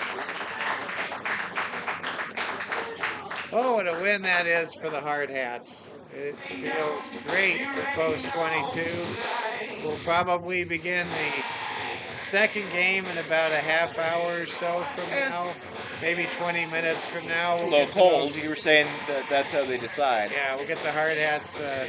We'll get some more information. Oliver, I'll send it back to you with the numbers.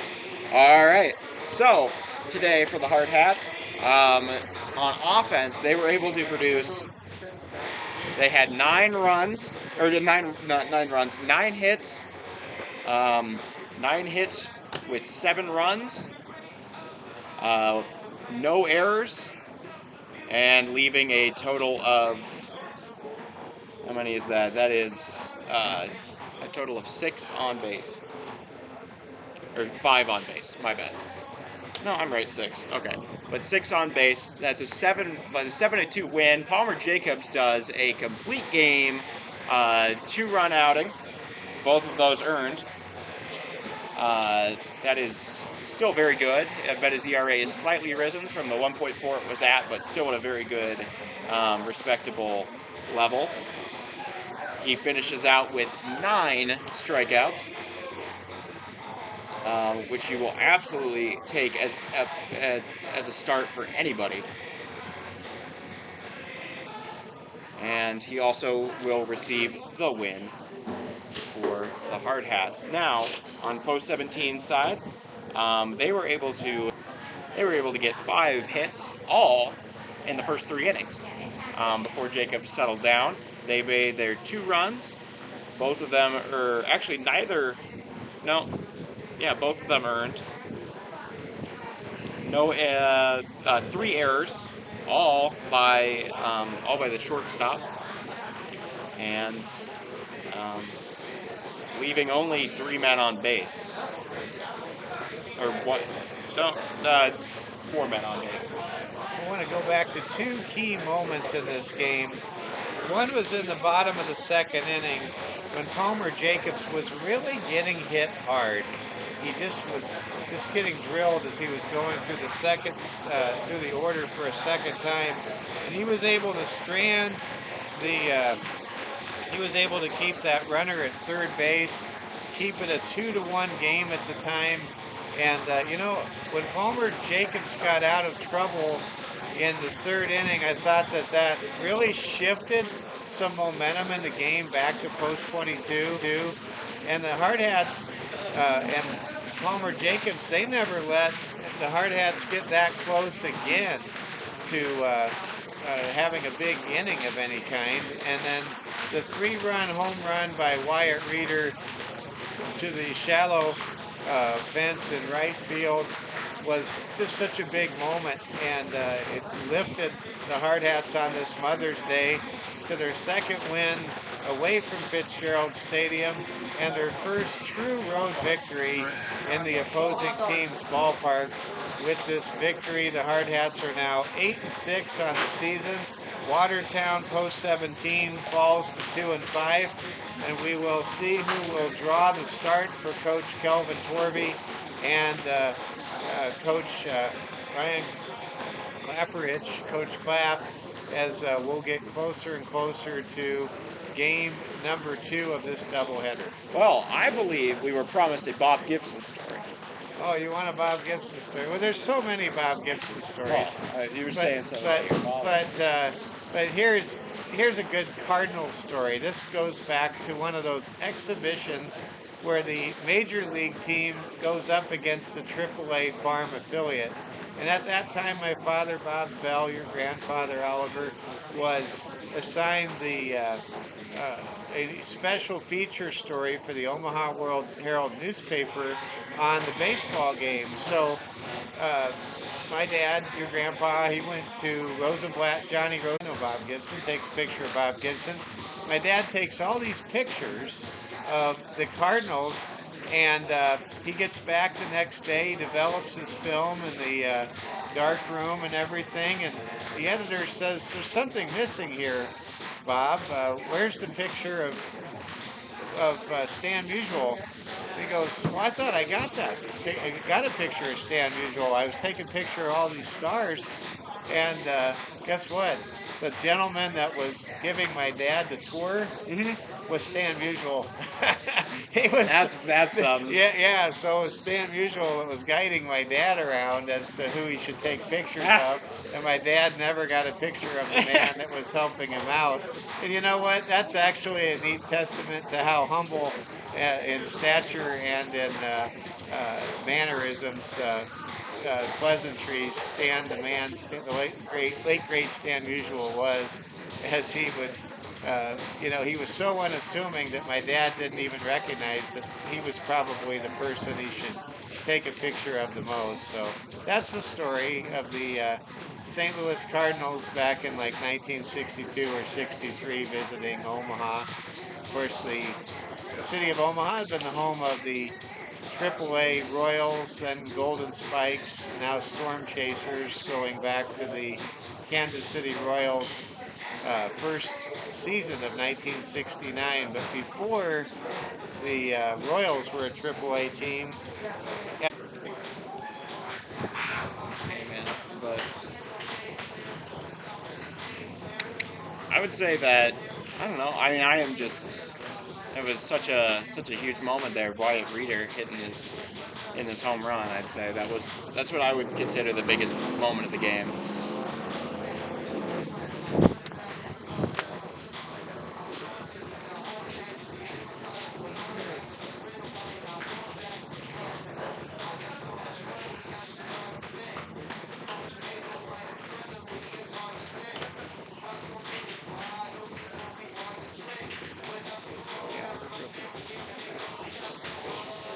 Is that okay? Oh yeah, we're going up. Yeah. With just tracking when we were off, so it's coming back. You got a moment. What do you want?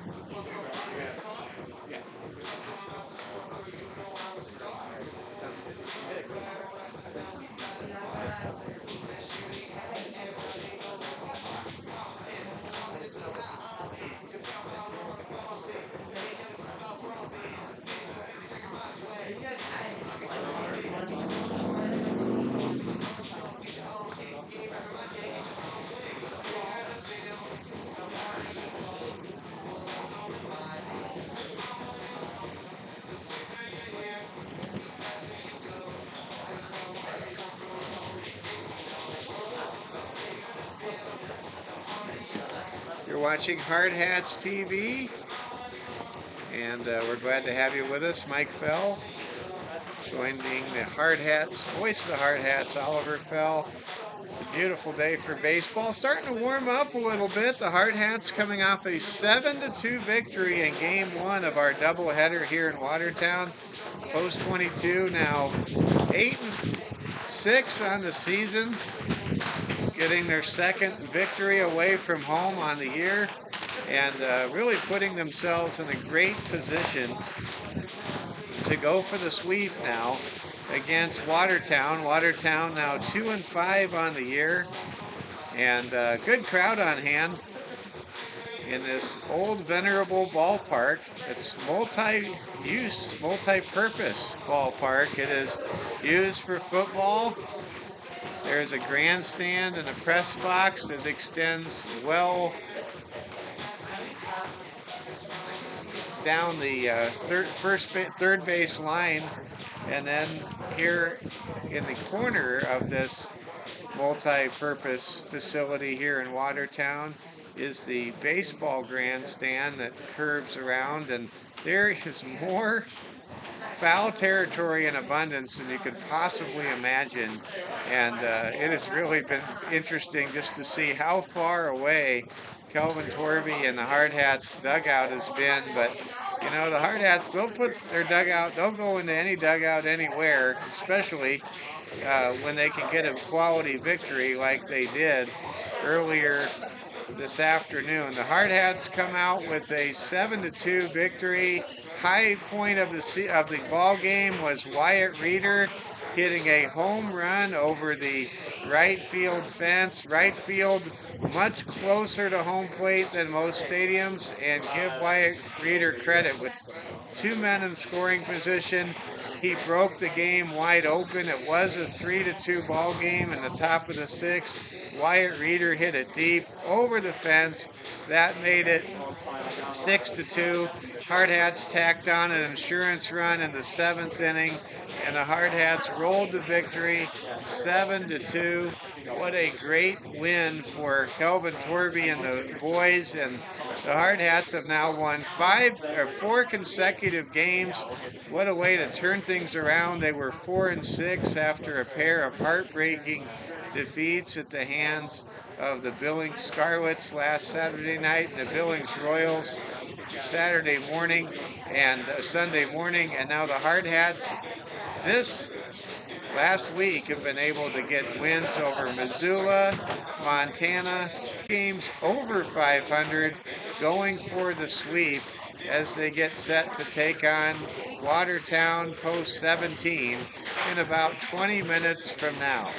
Mike Fell with you, hosting the post-game pregame show, if you will.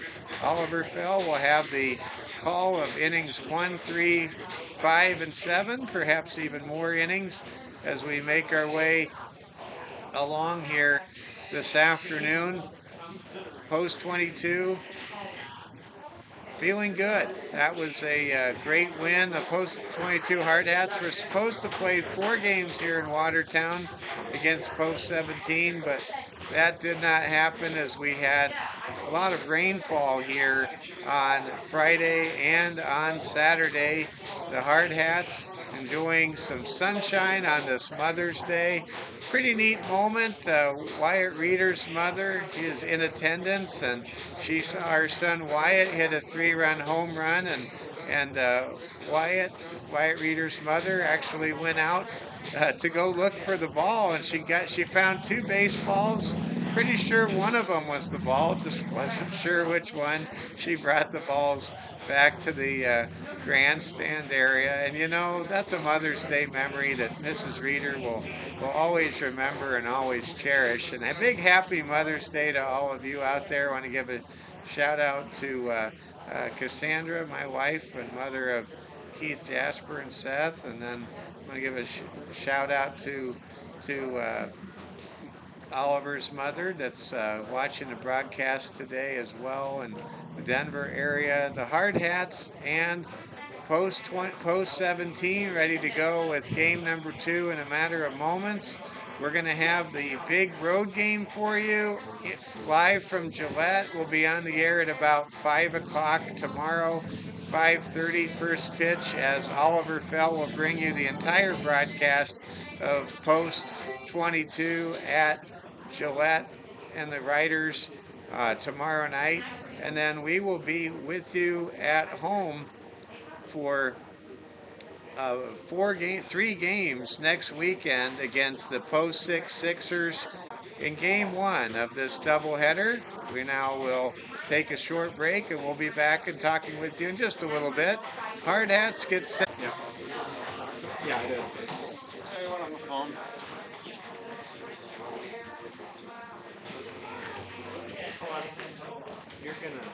You're gonna do a softball game on Tuesday night. When I was supposed to do that.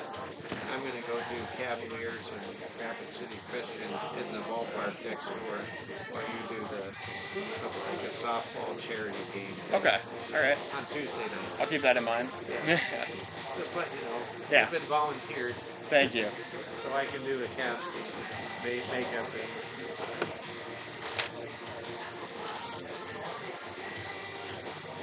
All right. Well, if you guys aren't already following all of our stuff, we are at Post 20.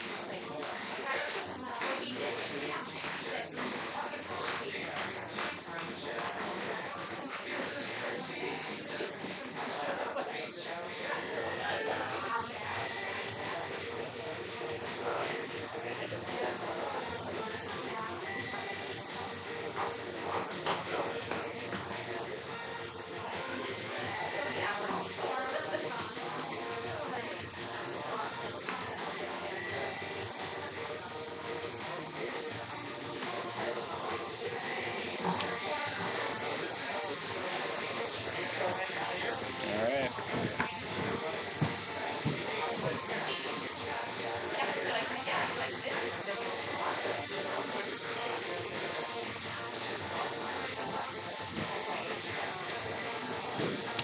All right, well, that is up. Thank you all for tuning in today. I'm assuming we're going to be kicking off in, I don't know, about 20:30, something like that. I believe I just got the lineup cards. I'll tell you all of that,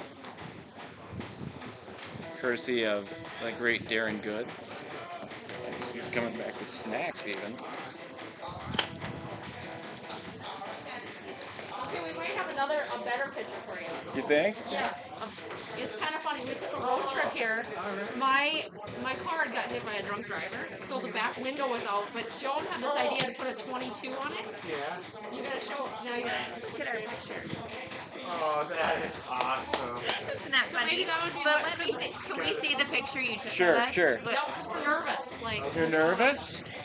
It came out really well. It came out really well. I'll turn up the Oh, brightness it's a actually little. not bad, Katie. oh, it's hilarious. Yeah, that's funny. Yeah, that's fun. Okay. That's good. All right. Look at You're so you. cute. Hey, what's your name though? I'm Oliver. Oh, it's so nice to Yeah, meet you. Oliver, thanks for being Yeah, here. I was thanking your dad too. You guys. Yeah, I'm Appreciate it. excited. I got the Yeah. whole Like my I got the whole year ahead of me. Right, and my mom sits at home and listens, and so she My just mom. loves you. Yeah, actually, my in-laws are in Canada watching right Oh, now. well, that's so Yeah, cool. so That's Okay. good. Yeah, I'm Philip Menz's mom. All right. Well, and both your kids have hit 3-run homers this year. Yeah, right. Yeah. You did, yeah. I know. Yeah. It was so great. Yeah. Philip's call. I was at home when it happened, and yeah, so I was like jumping up and down. Home run calls. They're very hit and miss. You either trim it up really good, or you're kind of like whoa, whoa, whoa, whoa. Yeah, But like, wait, turned did out, that just that happen? one turned out good. Yeah, it was good because I couldn't, and it just depends. And it was dark that night, so it's hard to see. I had no idea it had gone out until you said, and it's I'm like, what? The Yeah. best part was Harrison Good's reaction. Oh, that He was just awesome. jumped Yeah, so I high. have watched that. He jumped so high. But then I told Philip, he totally left Harry hanging there. Harry was like at the plate waiting for us. And Philip was so nervous. All that right. He just stepped Thank on you all it for and turned sticking around. through. We're getting some Like, warm-ups in and and- having a little bit of talk with He did leave Philip Bentz and Wyatt Reed Yeah, I don't know. Philip might have out done here. that to Having a Ryan. great time up in Watertown.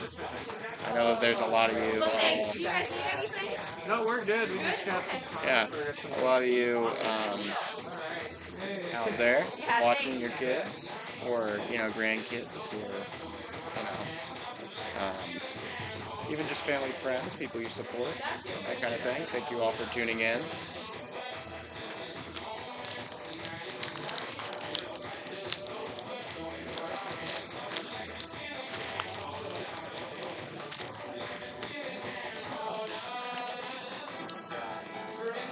Well, Pollock moved to DH now, just to make space for Roach at third.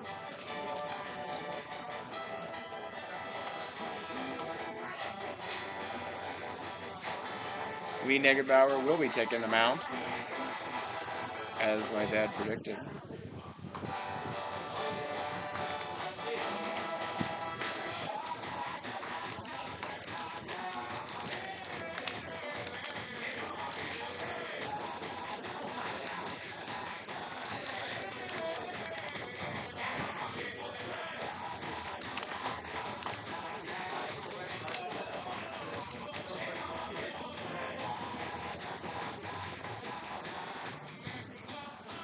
All right, well, I got them both here.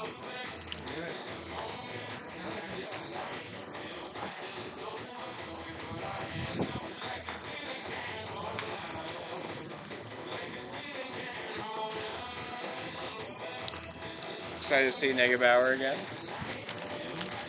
He said it to your phone too, by the way.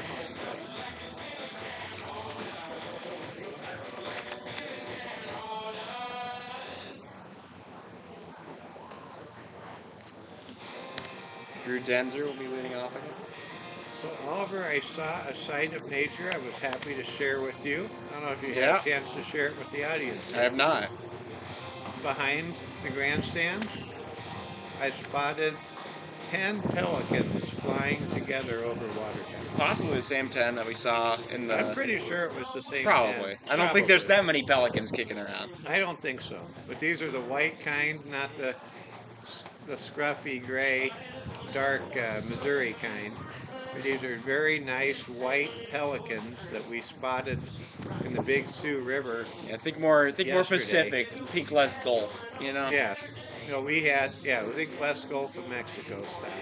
But yeah, we had a chance to catch up with those 10 pelicans. You took pictures of the pelicans as part of your social media post yesterday regarding the the canceling of the games yesterday afternoon and night, and we just saw the Pelicans flying over to Watertown. It's just pretty neat that here in Watertown, South Dakota, they have a pelican population. Yeah, I was really not expecting it. I'll say that. I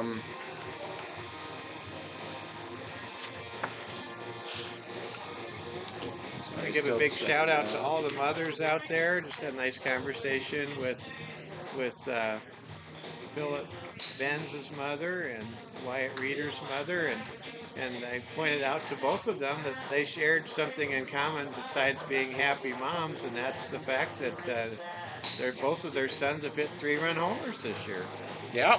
And that's only pretty two neat. ones to do so. Only ones to have 3-run homers. We're still waiting for that first grand slam of the season for post 22. Maybe that'll come up in the game coming up next. Maybe. I mean, one can hope. We got a lot of lefties that'll pull it out to the short porch. Wyatt Reeder, by the way, is a left-handed hitter, and that was maybe part of how Wyatt was able to hit the ball over the short porch. And I say it's short, I mean, it's a home run is still a home run. You've still got to hit the ball a long ways to hit it out. But because this is a baseball stadium and also a football field, that means that the left field, which is the main part of the football field heading towards the end zone, is very deep and very far away. They don't actually show the measurements on the fence here, but I think that it's about 335 to 345 in the power alley and right, if that. Yeah, and then it's like 410 or so. 410 to like the left field, and then I'd say center is probably, give or take, maybe 385. That's probably what I'd say center field is, at least from our vantage point here behind home plate. This is an old classic stadium, folks. It was built back in the 1950s. The Watertown Stadium original lettering sign outside the stadium are still intact, but one of the letters has kind of fallen down. I think it was the letter A. It was a T. It was a T that had fallen down. It was the T in water. Yes, the T in water. It hadn't fallen down. It was just kind of angled weird. It was angled weird. I think the wind pushed it around. Good way to put it there. And and it's just quite an interesting stadium, and it's built for two sports. It wasn't just built for baseball. It was built to be able to accommodate high school football. The high school for Watertown is located on the opposite side of town from here in where Watertown Stadium's located. So this is where they play football, and this is where they play baseball. They've configured the fence accordingly, and again, if you can hit the ball to right field like Wyatt Reeder did when he had that 3-run blast back in the 6th inning of game number 1 when the Hardhats rolled to victory by a score of 7-2. Some connectivity ups and downs, but we're going to be right back with you in a matter of moments here. Do we switch streams or same? No, same. It's the same, because that's where the audience is waiting for us, is in that stream. We're already streaming. So, yeah, we want to get back to where we were. What happened? Just go to the... I always just go here, and then it takes me back. Oh, the live streaming? Yeah. That's a good idea. And then it gives you the option of where to go. And then you've got 40 people waiting for you. Mm-hmm. Or 40 views. And now we're back. All right. Yay! Sorry about a little bit of the difficulties here. We're having some trouble with the Wi-Fi out in the outdoors and here in Watertown, South Dakota. Here, be ready for game 2. They seem to be talking things over, Coach Torvey and one of the managers and head coach, it looks like Ryan Neal for for Watertown, exchanging lineup cards and whatnot.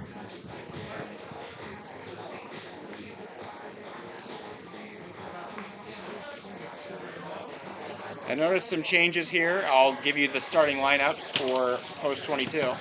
Starting off, of course, is Zeke Farley playing left. Then, second, we've got Amarion Saylor in center, followed by Harrison Good in right, followed by Alex Dietrich at first. Then playing DH this game, Hayden Hollick hitting. Followed by moving up in the lineup, first baseman Spencer Weeches. Then we have designated hitter Austin Johnson,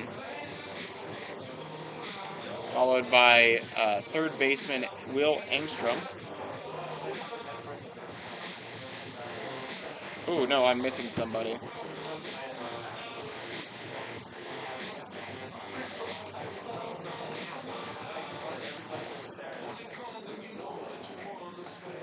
I'm missing somebody. After Weeches is actually this guy, number 20.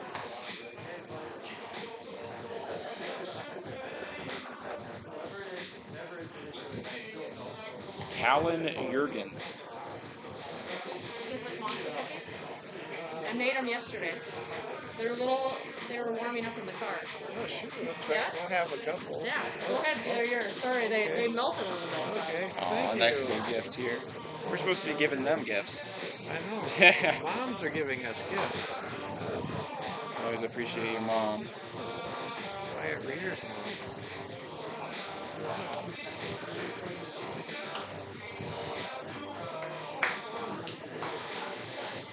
All right, taking the field now is Watertown, post 17.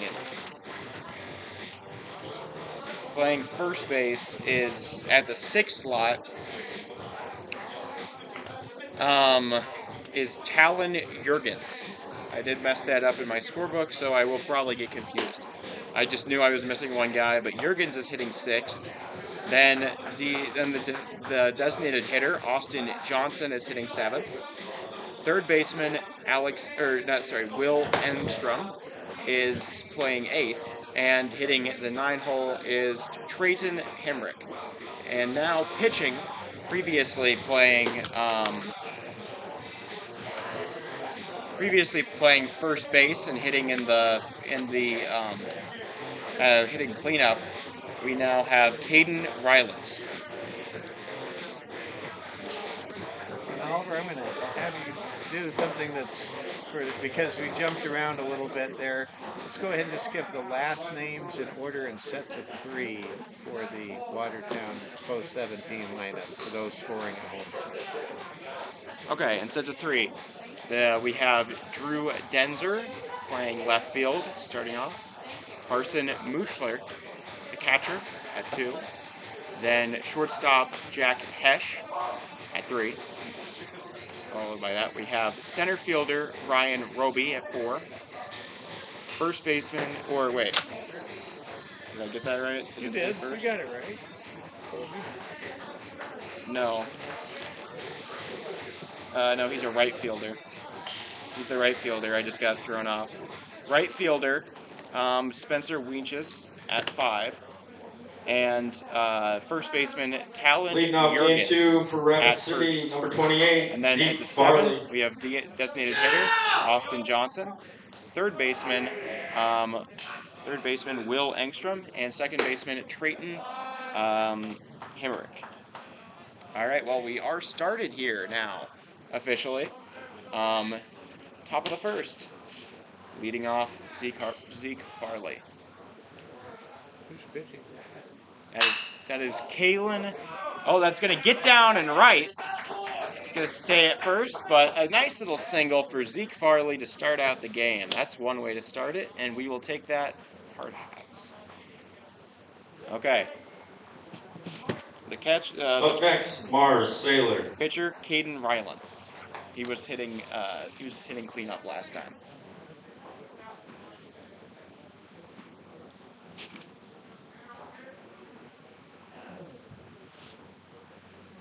Saylor. Good pitch there from Rylance.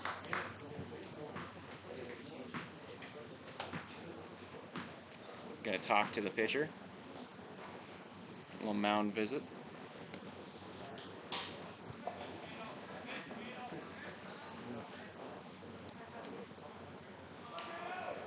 Sailor getting set. Farley at first. He's a threat. They might have been talking about how to deal with Farley.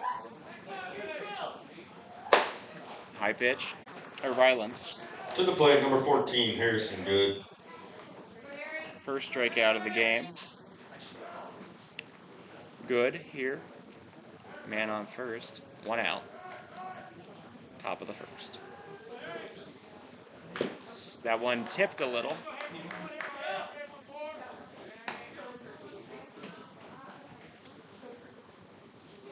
Oh, 1. Here is Good.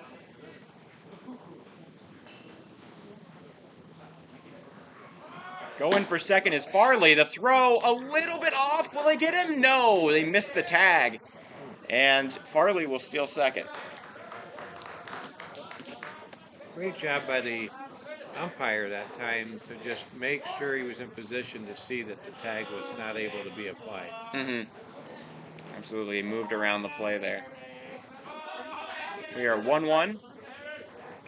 That one hit, fouled. 1-2.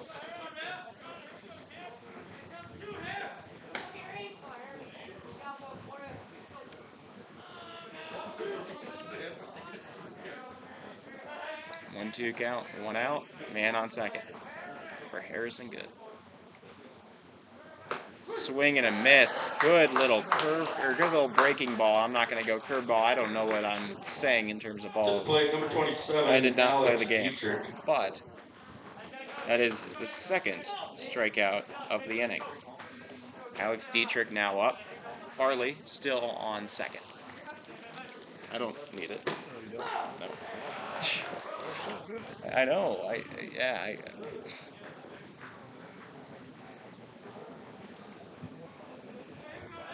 All right, 0-1 count to Dietrich. That one off. Good play there from Muschler. To grab that one out of the dirt. 1-1 count.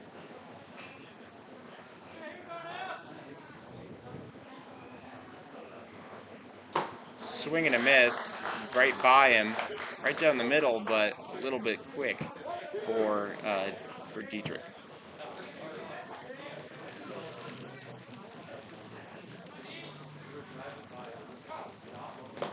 On the ground, 2-2.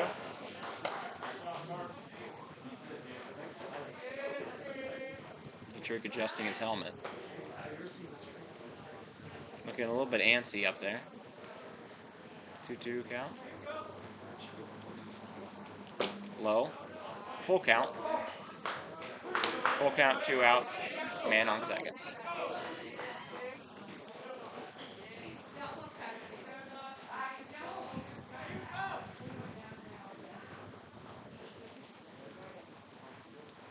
Dietrich, it doesn't matter. It's a strikeout. But that is the third strikeout of the inning. He gets 3. Not quite the side, but leaving 1 runner on in the top of the first. Ryland's looking pretty good out there. So, yeah. No errors.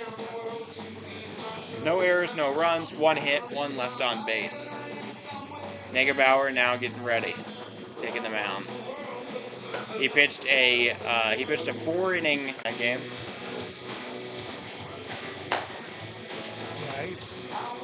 Lee Negerbauer is really pitching well this year. He just had that one brutally rough first inning against the Billings Royals in the opener of the 4-game set in Billings, Montana at Joe Kurtz Field. But if you take away that inning, Lee Negerbauer has been absolutely dominant.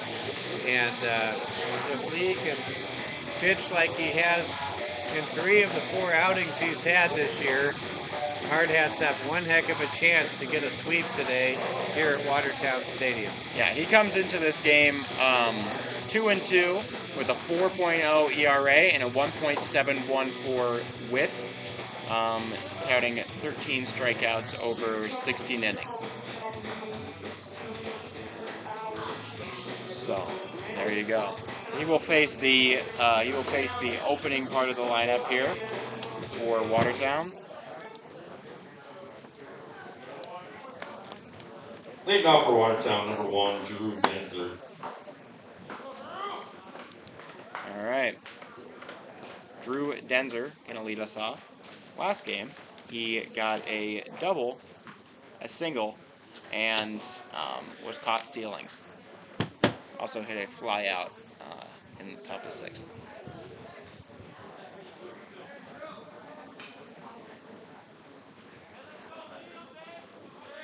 A little bit of a wind coming in out of left. What are you looking for? Positions. First base. He's not, yeah, but he's at the sixth spot. Anyways, hit out to right field. Good, makes the play. Out number 1. The umpire coming out to the pitcher's mound. I don't know why.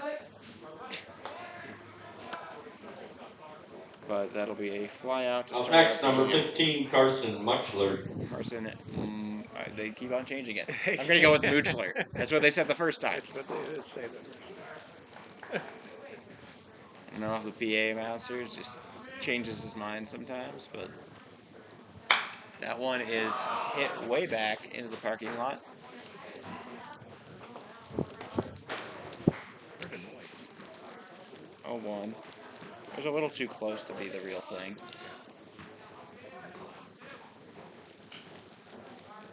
0-1. Some nice birds tweeting. I can't help but notice a bird nest stationed on one of the speakers here at this stadium. Actually, 2 of the speakers here. So they've been raised on hay yaw. So I don't know how that's going to affect the birds.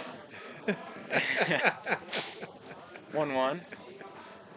Swung on and back again. These are going very far. Like I said, cricket would be loving this guy. Hit it in any direction in cricket. There's no foul. Just don't hit a pop-up. All right, 1-2. Negebauer getting ready. Stretch, a pitch, and he gets him swinging on a low one. He pulls the ball, or he pulls the velocity out from underneath that thing, and it drops right in front of the plate. Jack Ash. Great K there from Lee Negebauer, and that is going to be his first of the day and the second out of the inning. Bottom of the first here, still nothing, still 0-0. Jack Hesh now up. Good strike 1.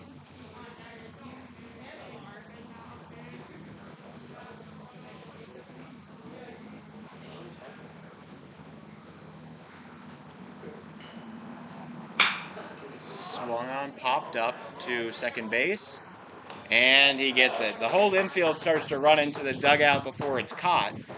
Don't know how Torvey feels about that, but they had so much faith in their guy.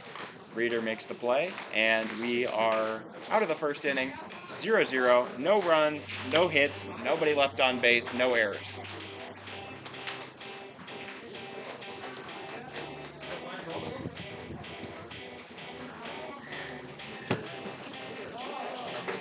I don't know if you're ready. You got some cookie mouth going on. I'm ready. You wanna? Yeah. Okay. You weren't feeling that in the first game. We're good. Okay. All right. Well done, Oliver. We now go to the second inning. No score. Hardhats really getting all they can. They're getting the best shot possible here on Hall of Fame Day here in Watertown, the Watertown Stadium. Good crowd on hand. We even have a big dog. You see that dog down there? Very big dog. Man. Front row. And kind of thing that stole the ball in Sandlot. yeah, exactly. That would be the Sandlot dog. And that's really big slobbery dog big underneath slobbery, the porch. Yep. Tied down by the chains. Yes, that is the Sandlot dog we have here. have everything What a here. celebrity. Wasn't expecting 10, that appearance. 10 flying, a flock of pelicans, a giant sandlot dog right above the home dugout. And we haven't even gone to the zoo in town. No, there is a zoo, and I we have don't. not I didn't been- know they had one, I but they do. didn't- They do. They also have a There's- pet store. Honestly, This community has more than would be expected. Leading when you off a come ramp with here. number 20, Hayden All right. Bullock. We're now going to move to the top of the second. Hayden Hollick leads things off for the Hardhats. Hayden is the DH. He started at third in the first of the two games. Aaron Roach will be playing third base at the hot corner for Coach Torby and the Hardhats here in the top half of the second inning. Hayden Hollick waits for the pitch, and he fouls Whoa. it back to the Scared top of the me. fencing. Post 22 was able to score first in the first game today.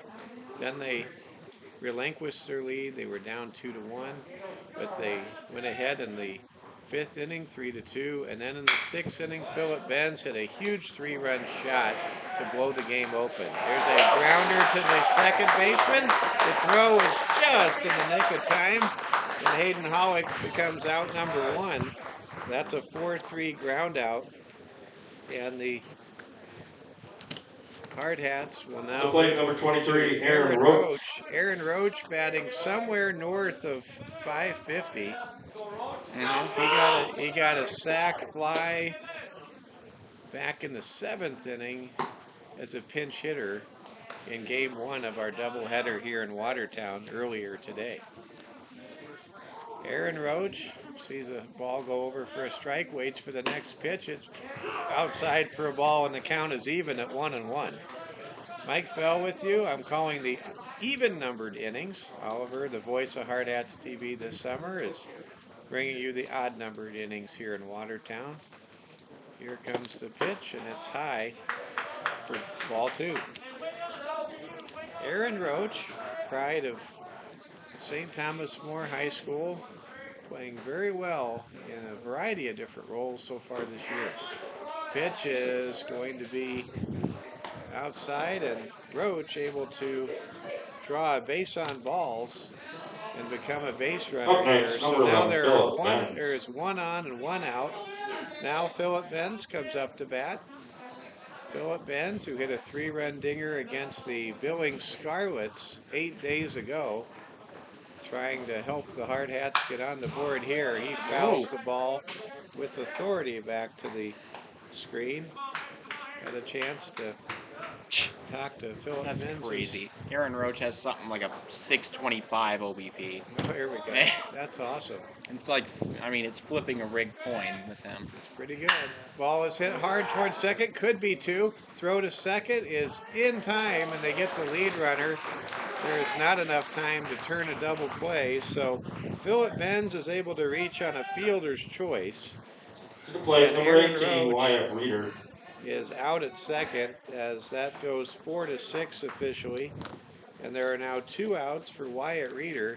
Reeder, last time he was up to bat, he drilled a three-run bomb over the right field fence, the short fence in right, here at Watertown Stadium.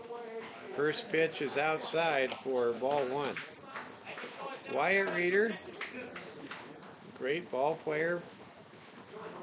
It's batting left-handed here against the starter for Watertown. Here comes the pitch, and it's high for a ball. Count now 2-0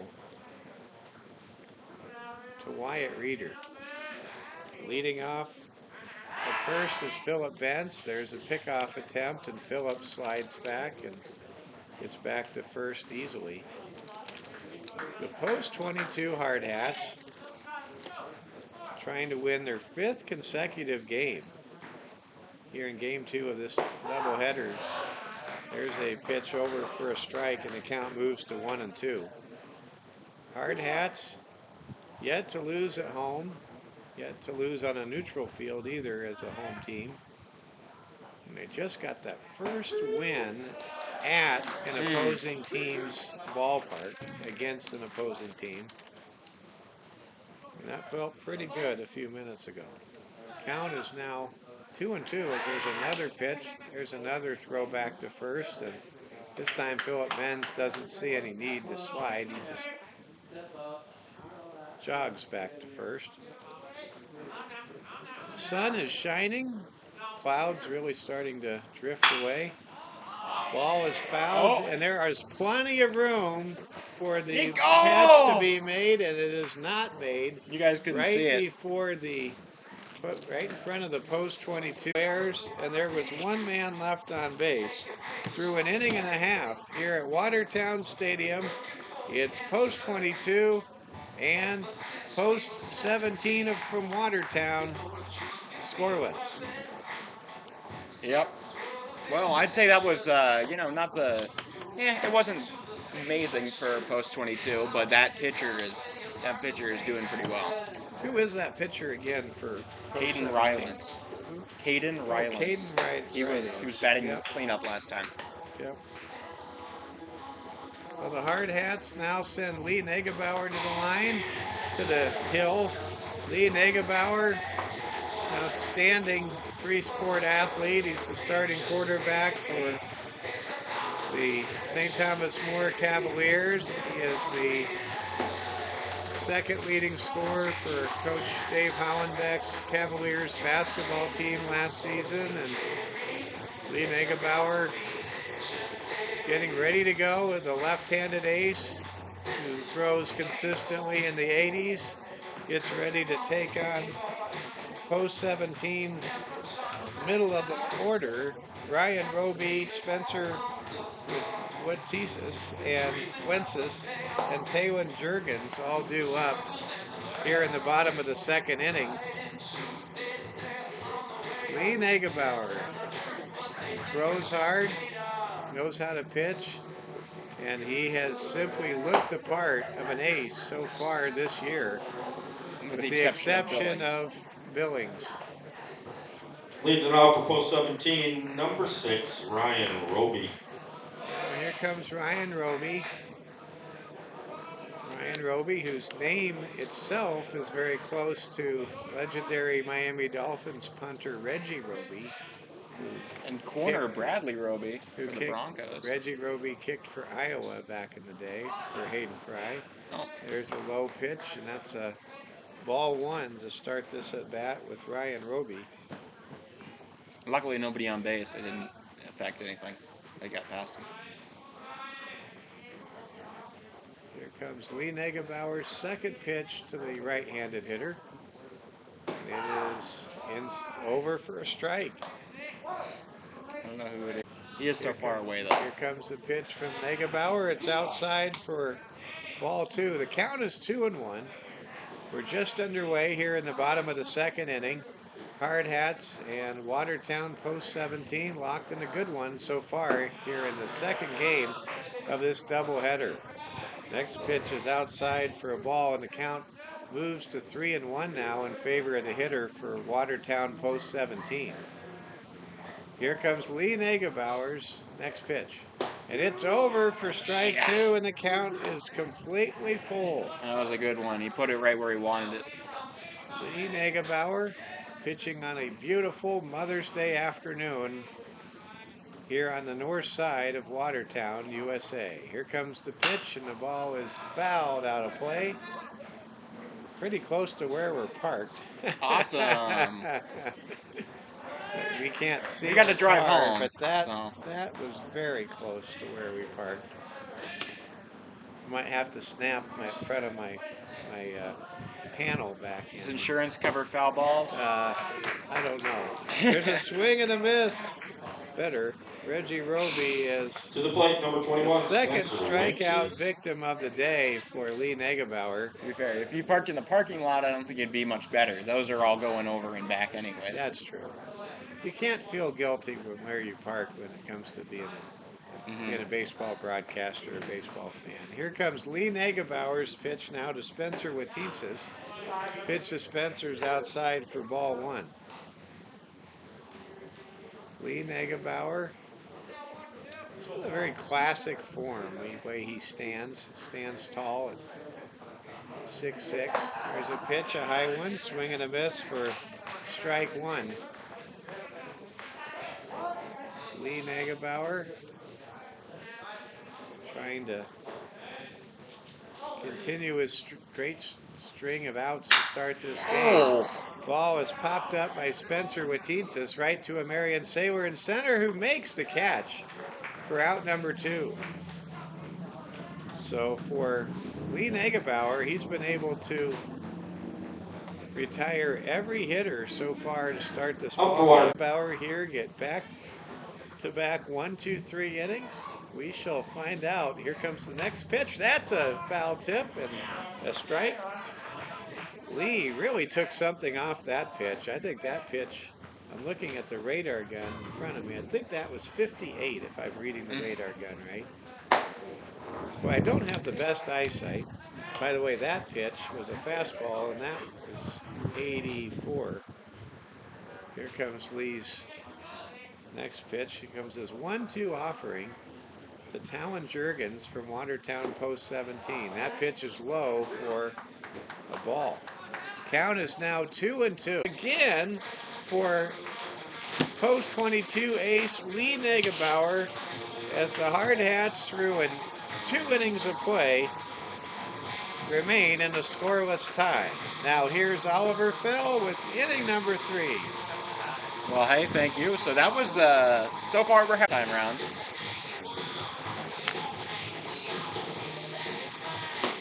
Kiefer got a pair of singles to finish out in the 5th and 6th inning. I'm kind of curious what the radar gun would read for this guy. For Rylance, Caden Rylance.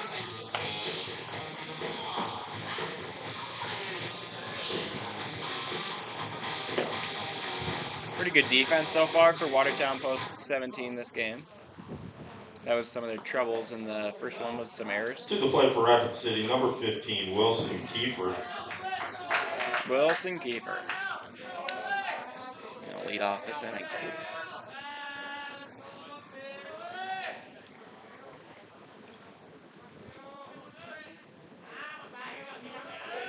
Kiefer. Inside. Oh, never mind. Strike. 0-1.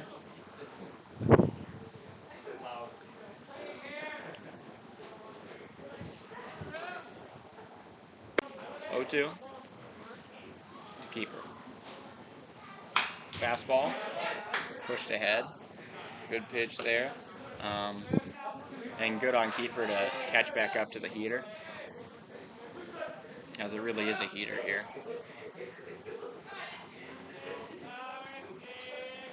Caden Ryland. Off the plate. That's the first ball. 1-2.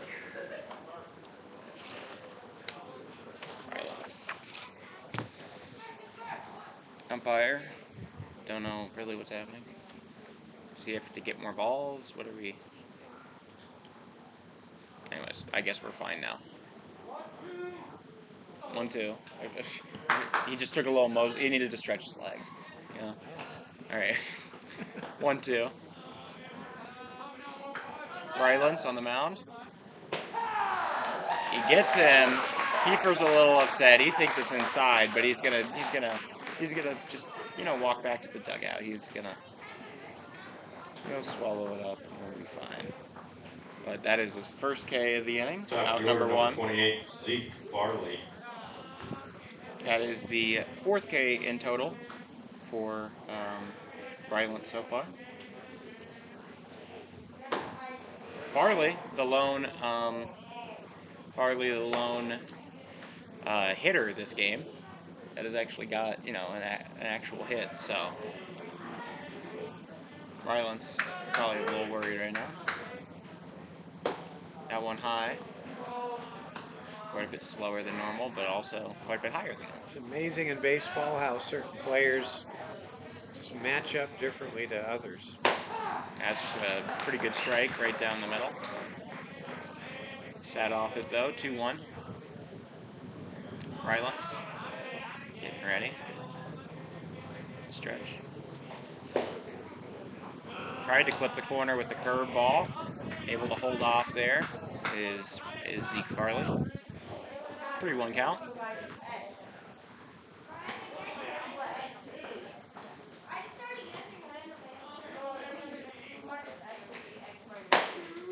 It's a good strike. A little high in the zone, but it gets him. 3-2-1. Love that count. Zeros on the scoreboard for both teams. That one is a walk. Good one from Zeke. He gets on base again. It's a tremendous piece of hitting. Zeke facing a To the plate, number 13, hard-throwing Mars Sailor. opponent on the mound, and he just was very selective, and then there was no doubt as to that ball 4 pitch. Totally. Marion Sailor now up. Zeke did steal second last time, though it was quite close. Throw beat him, but the tag wasn't applied. Sailor swings and misses at strike one. You definitely did not get a. Here we go. Rylance.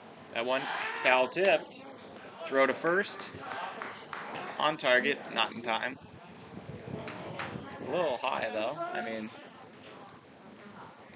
catch able to be made by the first baseman, but nothing sure. 0-2 count. Inside. Ball 1. 1-2. See if Rylance can get another K.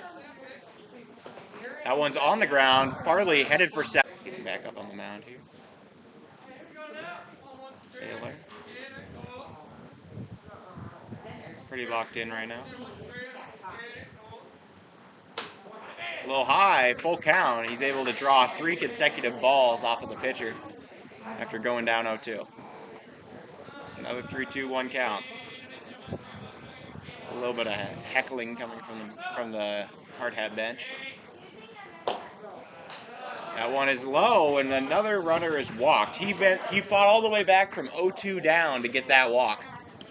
And yet another great piece of hitting, and this Up next, number 14, plate Harrison discipline, Good. selective set of decision making a big difference here. And who else would you rather one up at this situation? 2 on and only 1 out, and Harrison Good just probably frothing at the mouth, so to speak, trying to hit that ball deep to bring in some runs and stake the lead to the Hardhats. Post 22 right now in a really good position to do something big, and I think Farley and Sailor just put together 2 of the better at-bats you're going to find without having to take the bat off the shoulder. Totally. We got a mound visit here. They're having a little talk with Rylance. I'm assuming just, how to finish out an at bat or something. Harrison Good swinging, getting ready. He has yet to get a big knock today.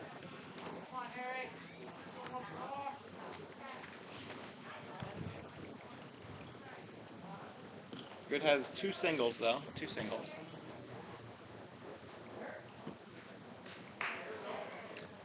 One out, 2 men on. First and second. 2 fast men on if they want to go for a double. High. 1-0.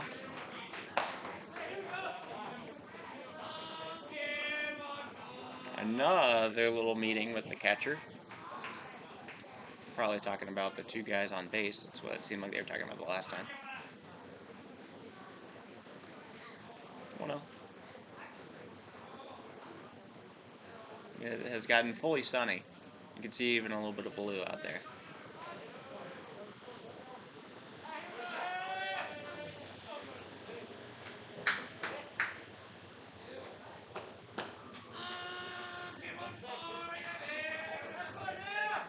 Rylance. Swing and a miss, but it gets behind him. Both the runners are going. He's not going to make a throw, and both the runners advance on the wild pitch. Now 2 men on scoring position with 1 out for Harrison Good.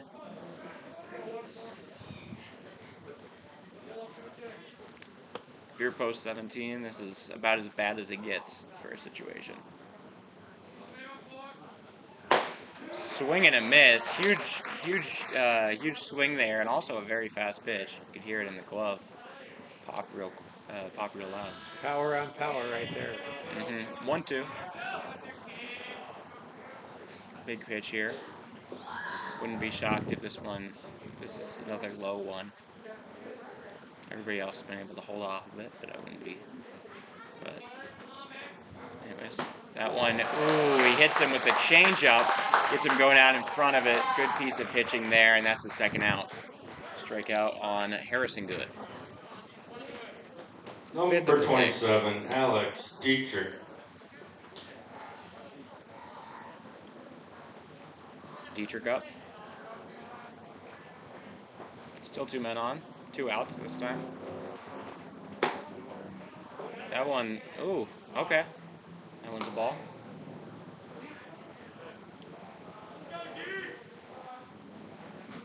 One out.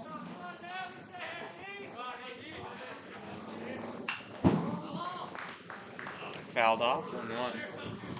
I wonder what he's going to do here with regards to making sure that nothing gets away, because he's got 2 guys that can get home off of wild pitches.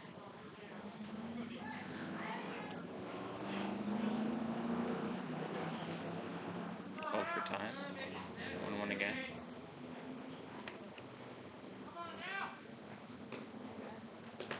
In the dirt, it does get away. Farley coming home. Throw late, and he's safe. Hardhats on the board, 1-0. That is the 3rd wild pitch from Rylance to the 3rd wild pitch to move Zeke Farley up the base paths. He got the 2nd on a wild pitch, he got the 3rd on a wild pitch, and he got home on a wild pitch. So that is the wildest trip around the bases you can have. Shades of Ricky and Keel. All right, 2-1. Dietrich swings and misses. 2-2. Still a man on 3rd. 2 outs. Dietrich would love to get a single here.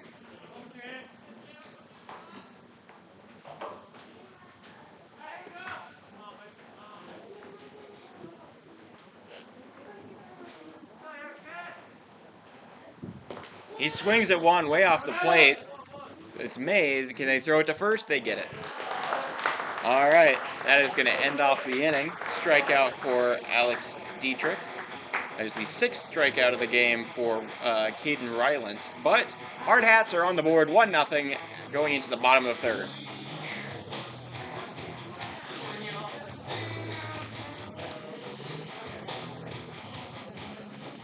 Once again, another Zeke Farley run without an RBI. But a run is a run, any way you can get it. And that's exactly what we said when the Hardhats were able to scratch a run across in the top half of the 3rd inning last game. And they're in that same exact position. And some very interesting parallels between the game we had earlier today and the game we're watching now. And, you know, for one thing, both of these teams had a scoreless tie through 2 innings. And then it was the Hardhats just scratching a run across thanks to some errors on the shortstop in the 3rd inning last game. Yep. Today, it was just now we saw it was 3 wild pitches by the starting pitcher, Caden Rylance, that made the difference, that set things up for the Hardhats to cash in Zeke Farley. And, you know, those 2 at-bats by Farley and Say were so impressive. They worked the count. They were very patient. And Rylance, the starter for Caden Rylance, starter for post 17 of Watertown, really has thrown a lot of pitches through just 3 innings. I think his pitch count has to be somewhere in the 40s. Yeah, totally. I don't think that they're going to be able to pitch him the whole To the game. plate, number 9, Austin Johnson. Austin Johnson, the DH, going to hit here. This is his first time hitting today. He did not start game 1. Batting out of the 7-hole, we get to face the bottom of the order. That is a strike for Negebauer. Strong one at that.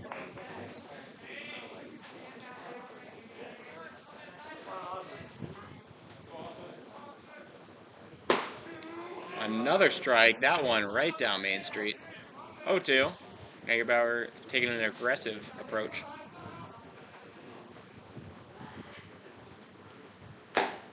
pitch. That one foul tipped and caught by Benz. And that is a strikeout on 3 pitches. Up next, number 12, Will Engstrom. That is the 4th strikeout of the game for Negebauer, and the first out in the bottom of the 3rd.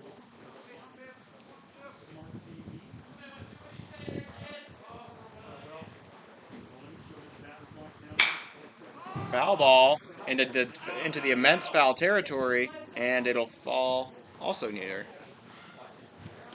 The ball fell into the bullpen for post 17. Yep. All right, 0-1. He's on track for an immaculate inning. Just 4 pitches in, all strikes, 1 K.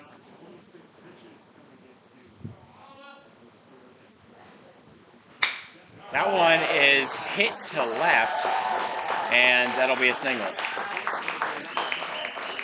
Austin Johnson, Will Engstrom, that guy getting the hit.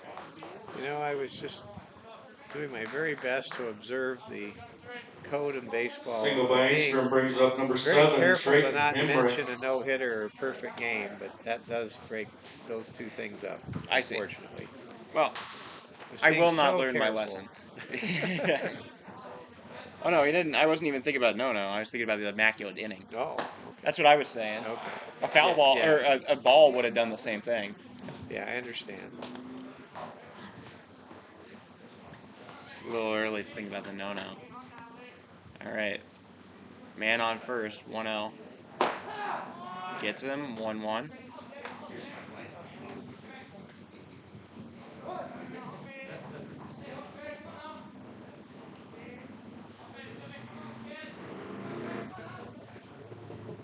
Trayton Hemrick up here. Swing and a miss off the plate. He gets him going on a slider.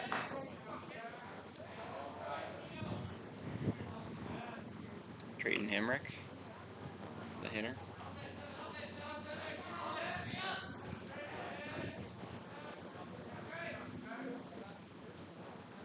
That one bounces. Ben's able to control it. Good work by him. 2-2 count. 1 out. Bottom of the 3rd. Cavs.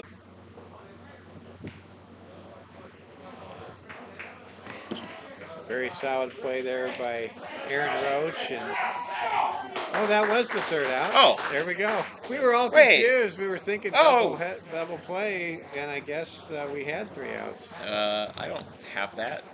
I don't either. Hi. Well, we'll take it. I believe there was a miscounting of outs here, but we. Okay. Okay. So looks like Negebauer. Does he get credit for the full inning? Yes, he does. I suppose so. Even if he only got 2. Yeah, what I have here is Johnson striking out to start it out, then that fielder's choice at second, and then the guy at first did not get out. So that would only be 2 to me.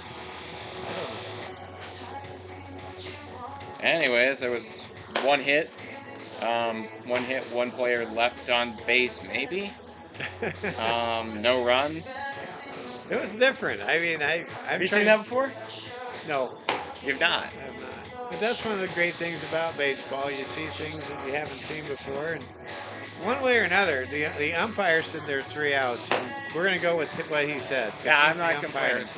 You know, I always remember there was an umpire who used to say when a manager would argue if something was out or not, and the umpire would just say, look, read it in the paper tomorrow. You'll see it was an out. Yeah, I mean, and that, the umpire is in control. If the umpire says 3 outs, then it's 3 outs. I'm also not seeing any protests from the Watertown side. They seem to also think it was 3 maybe. I think we're the ones that were a step behind the umpire. So here we go, and that's okay. Let's do our. We'll just keep rolling. We go now to the top half of the 4th inning. Mike Fell with you. Oliver Fell, voice of Hardhats TV, giving you the action from the odd-numbered innings in our doubleheader this afternoon. First pitch from Rylance is fouled I think that went out. hard I think that went out of the park. into the bushes in foul territory by Hayden Hollick. And again, a very short distance to the right field fence. And Dang. Hollick able to foul off another pitch, and suddenly it's a 0-2 count to Hollick.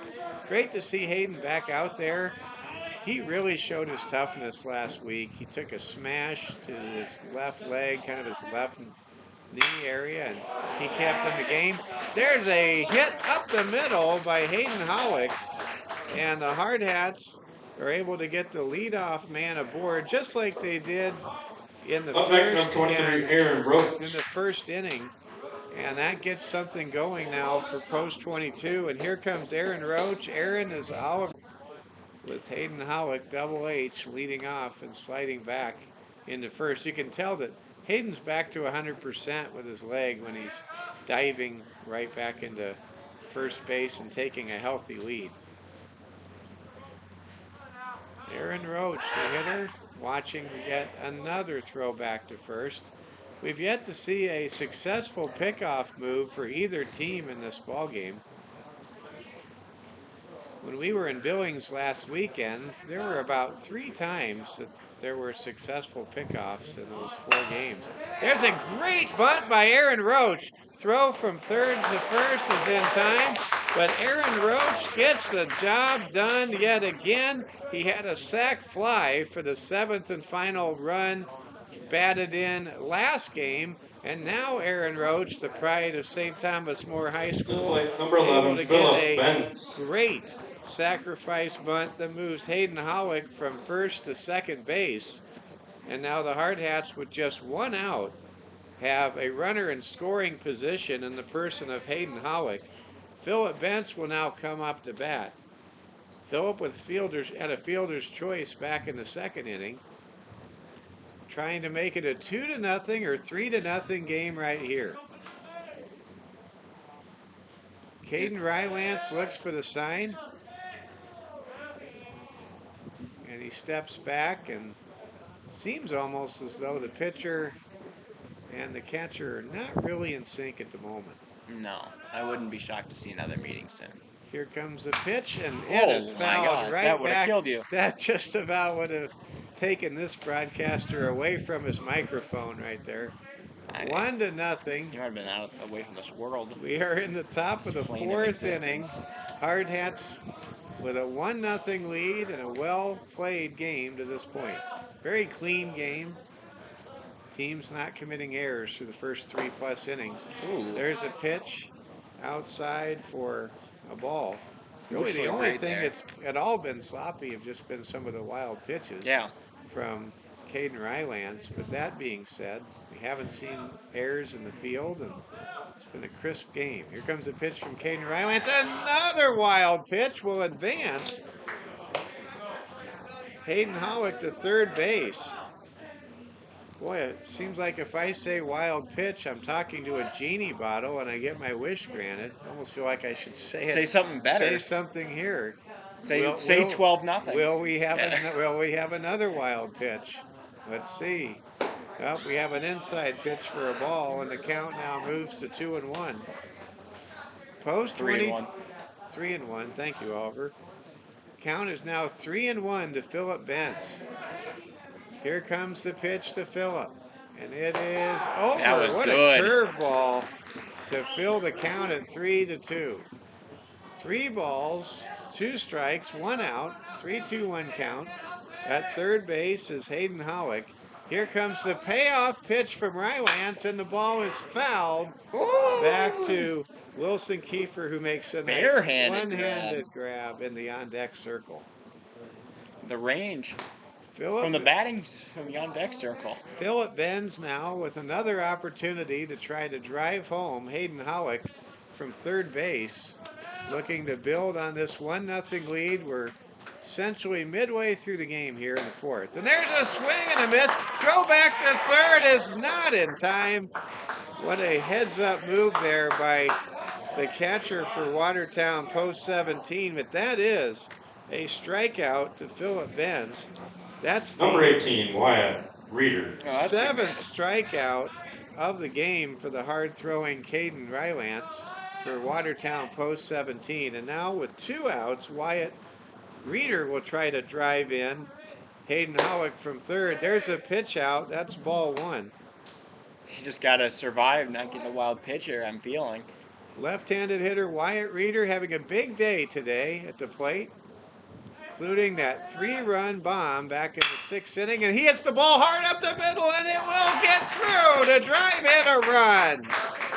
An RBI base hit for Wyatt Reeder makes it a 2-0 ball game as Hayden Hollick crosses home plate. Man, I mean, that got through, but the second baseman was able to get out in front of it. He slid down. 15, He Wilson nearly had it. Kiefer. So in consecutive innings, the Hardhats able to score a run. It's now 2-0. And Wilson Kiefer, the number 9 hitter in the lineup, is up to bat, and he swings and misses for strike 1. Post 22, trying to get a sweep on the road in Watertown here on Mother's Day. Happy Mother's Day to everybody out there. There's a bunt that goes foul for Wilson Kiefer with 2 outs. Reeder with a bit of a lead at first. There's a throw back to first. They've got him picked off. Throw to second. Here comes the pickle play. Running things back and making the tag. He goes for the tackle. Is the first baseman for Watertown, and that will go down as a 1-3-4-3 putout. And Wilson Kiefer will come to bat in the 5th inning. Well, the Hardhats do get a run across thanks to a great single, sac bunt, and a wild pitch. And in baseball, if you can just go on the road and you can get a couple games in, you'll take it. I guess I'm thankful that this was just a weekend where 2 Legion programs were playing one another. It would have been a real shame if there were like 4 teams that were coming here. Yeah. And there was only room to play 1 game. So That would be pretty bad. I'm Top really guard for Watertown, thankful number that 1, Drew. we at least get a doubleheader in. And it's a Mother's Day doubleheader. We're so glad you're all with us today. So many wonderful Post 22 fans tuning in. We've had a nice audience count throughout our broadcast as we see how many listeners or viewers we have at one time. We're now begin the bottom of the 4th. Ball is hit to Roach at third. Across the diamond it goes for out number 1. Great play there by Aaron Roach as he retires Drew Denzer. And that puts things in a good position for Lee Negebauer as now Carson Number 15, Muchler comes Carson up to bat Muchler. here in the bottom of the 4th inning.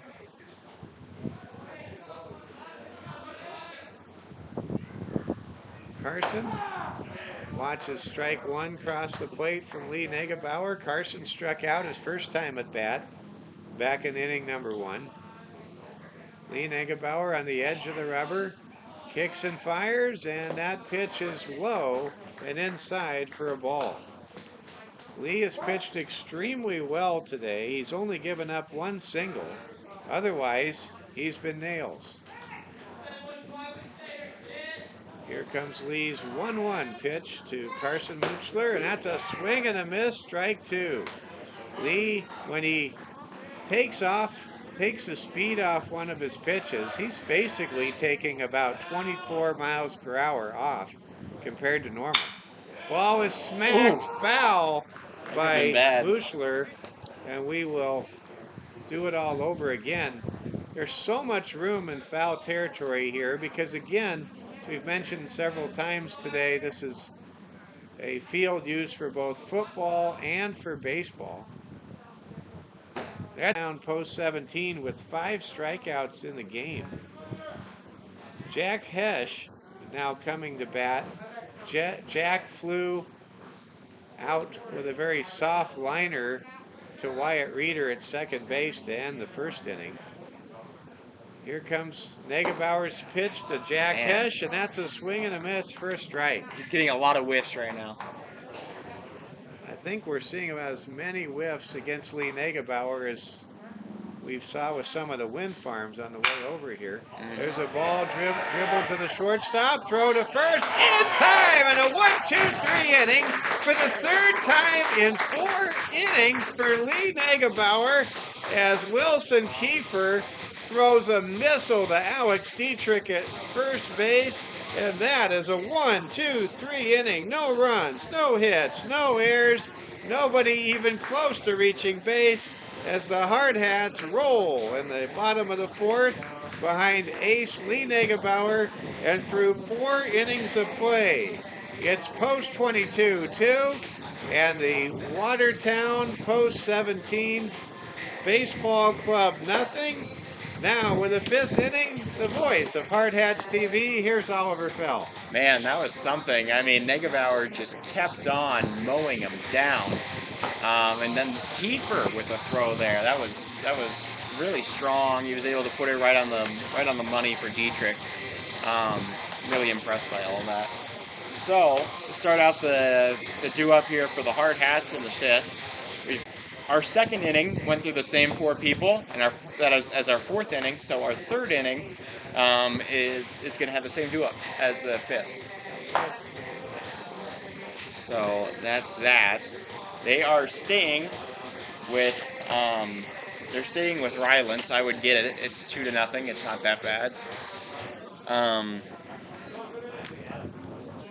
Leading off for post 22, number 15, Wilson Kiefer. Kiefer going to start us off here. Top of the 5th. 2-0 Hardhats to score. High pitch.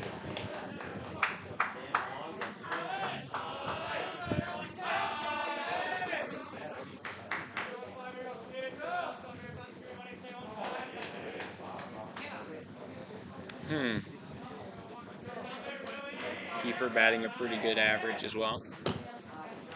Oh, they're going to call that one off. 2-0. Good eye there from Kiefer.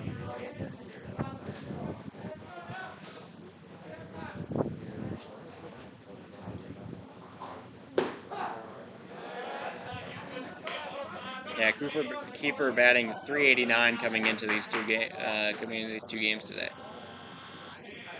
No, that's over just 7 games played. That one inside 3-1. Oh man. Leadoff runner here. He'd be very satisfied with a walk if he can get. He also stole a base and scored on 3 wild pitches. That one fouled deep but right. Somehow out of the foul territory. That'd probably be in territory if he had pulled that to his strong side. 1-1. Slightly off. 2-1.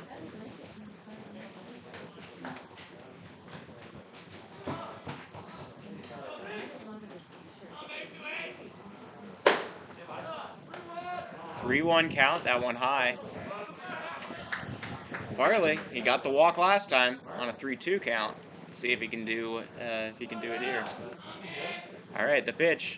Farley hits one strong to right, but out of play.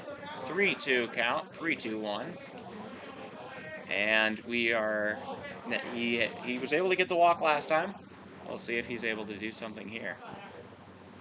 That one below the zone, he gets another walk. Good discipline there from Farley, and he is doing pretty well. He is on base. Mars Sailor. We have 1 out, and Farley is always a threat to steal. He's been caught once and gotten one so far, though both of the throws beat him. I don't know if he's feeling all that confident around Mushler, but maybe. A little off the zone. 1-0. Marion Sailor here. He also drew a walk after being down 0-2 in the count. That was earlier this game as well. That one is hit, belted to right.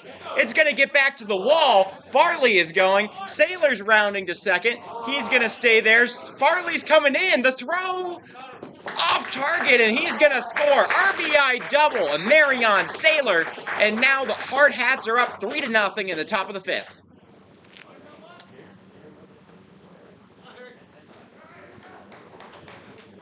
What a hit there. Up next, number 14, Harrison Good. Way to go, Sailor. And that extends the lead, 3 runs now. Still 1 out in the inning, and he's there on second. Good here. Yet to get anything but a strikeout in this game. Usually the great hitter, batting .434 going into this series. Ooh, wow, that gets a piece of his arm, and he will take his base.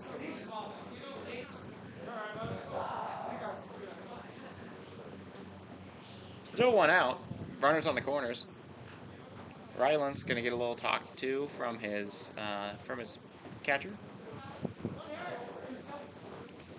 Dietrich will be up for them when they finish. All right. Dietrich also only getting strikeouts so far, but there are 2 men on. We'll see how this goes. Oliver, I gave myself a tour of the inside, kind of the innards of this old ballpark. Walked around a little bit. So underneath where we are seated are the concession stands, and they do serve Pizza Ranch pizza here. It's like having a Taco Bell in the Pizza Hut. I mean, it's what a luxury that is. Okay, Good gets back to first after the pickoff. I like an old ballpark. I just do. But Target Field was incredible because it kind of felt like it had the elements of an old ballpark, but it was totally modern and clean. High pitch. They're going to throw it back to first. Good is back there. So what were your impressions, Oliver? You went I had a to fun time. Target Field. I thought Target Field was gorgeous. I think it was absolutely great. I love that you couldn't. They throw back to first. Good gets back in time. Third pickoff attempt on Good. Still, they haven't gotten him. That's not even. I mean, that's more than they gave Farley. Oh, he is going for second. He doesn't throw. They throw it to third. They get him. Sailor caught going to third. They were trying to do the play where you steal second, and after the throw, you're able to get back to home. But the catcher, Muchler, able to sniff that one out and get the out. Carson Muchler really deserves an award. He sold that throw to second like a quarterback sells a pump fake trying to deke a corner for the big bomb downfield. It was almost like the same type of sequence. Totally. All right. Dietrich's still up. That one gets away. Now we have another man on third again. Except this one's good. 2 outs. Dietrich's been here since he was on first, and there were guys on runners. There were runners on the corners. It's a full count, 2 outs. Big pitch here. Rylands. Delivery. That's low. That's going to be a walk, and trying to run home. He's going to get there. Harrison Good dives in and is able to make the play.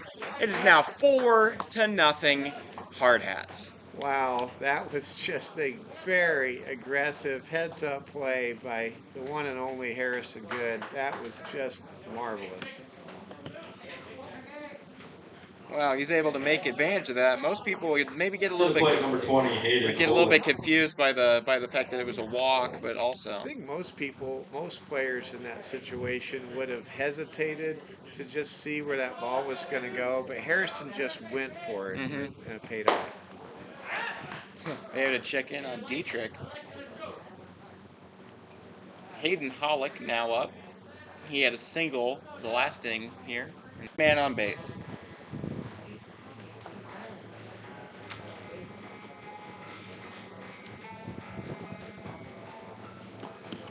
4 runs seems like a very big lead if you're a Hardhats fan and you've got Lee Negebauer just absolutely crushing it out there the way he is on the mound. I mean, I think that this is going to be. I mean, there's still 9 outs to go. But if Yeah. the Hardhats take care of business and nail this game down, leading 4-0, this is going to be a moment in this season that everybody's going to look back at because, I mean, I can't begin to tell you the frustrations that the Hardhats had in Cheyenne and the frustrations that the Hardhats had with those back-to-back walk-off defeats late Saturday night against the Scarlets in Billings and the Billings Royals early on Sunday morning. And, you know, you look at this Hardhats team, they are working on a 5-game winning streak. And, man, just get out of the Hardhats' way. They are starting to play like the reigning South Dakota state champions that they are. Yep. Well, hey, it's going out pretty well. Negebauer has been dominant so far, allowing just the 1 hit. And he is, outside of that, he hasn't even, I mean, he's pretty much Starting it off, number 6, nobody has even Ryan reached Roby. base outside of the single by Will Engstrom. Roby now coming up, Ryan Roby, the center fielder. Negebauer, first pitch, strike. He keeps on doing that. He's always aggressive. Sweet. 0-1. That one is a bunt. Bentz has it, gets him. The foot out, the bunt not far enough away, and Bentz is able to make the play. Lee Negebauer, To the plate, number 21, Spencer through Winches. 4 1/3 innings of work, has only given up 1 hit today. He has not issued a walk. I mean, that's dominance. Sure. Spencer Winches. Strike 1. His first pitch strike percentage is pretty high, especially compared to what I've seen from the rest of these guys, the rest of the Hardhats. Lee is very aggressive in that first pitch. That one high, 1-1. You can tell he's got a good connection with Bentz.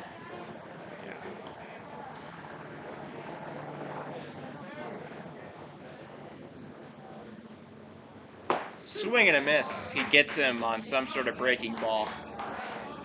1-2. Yeah, right now, the off-speed deliveries from Lee Negebauer just seemingly not fair to the opposing hitter. Inside. Doesn't hit him. 2-2.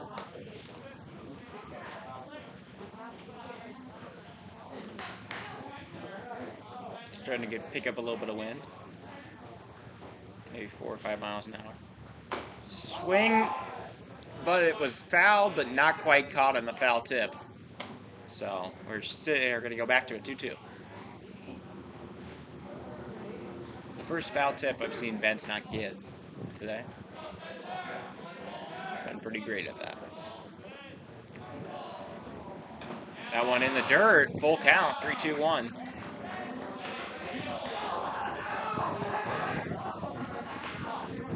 Negebauer facing the threat of issuing his first walk. The heater, that one is fouled off. That was a good pitch. And a little bit late to it. Give Spencer Watinsis a lot of credit for Watertown post 17. He's just been battling Lee for every pitch, and he's gone deeper into account against Lee than any batter has for post 17 this afternoon. That one, swing and a miss with the off speed. There he goes. That's another K there for Lee. That is number 6 of the game. Number 20, Talon Jurgens. Talon Jurgens now moving up. And notice that nickname, or not that nickname, that last name is primarily of Estonian descent. Impressive there, Oliver. Yeah. There's probably people at Ancestry.com who didn't know that. What can I say? I watch a lot of college basketball. And like all the Estonians are They're named Jurgens. Swing and a miss. I want a fast one, but not fast enough. Or, you know, swing was a little bit ahead.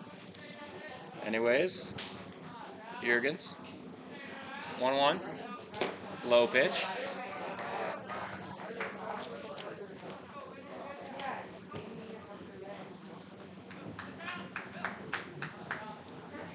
Thank you all for tuning in with us and spending your Sunday with us. Appreciate it. For Mother's Day. Yeah, Mother's Day too. Man. All right, 2-1 count. Pitch, right down the middle. That's 2-2. See if he can get out of this. 2-2-2.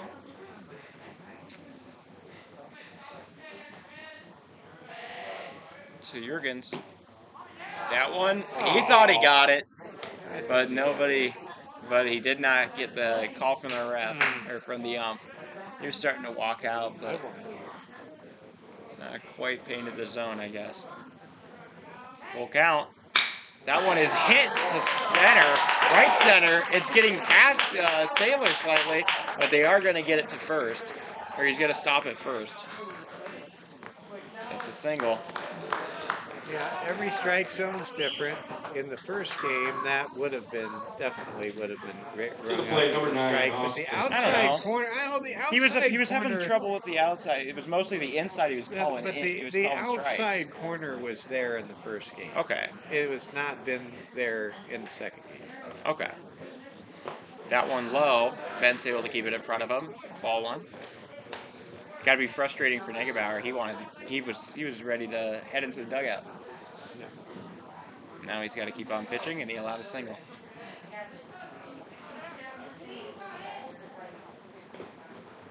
He also has to pitch with runners on, which I'm sure is not his favorite thing to do. Well, when you're a left-handed pitcher, it's easier to pitch with the runners on because you're looking straight ahead to first base.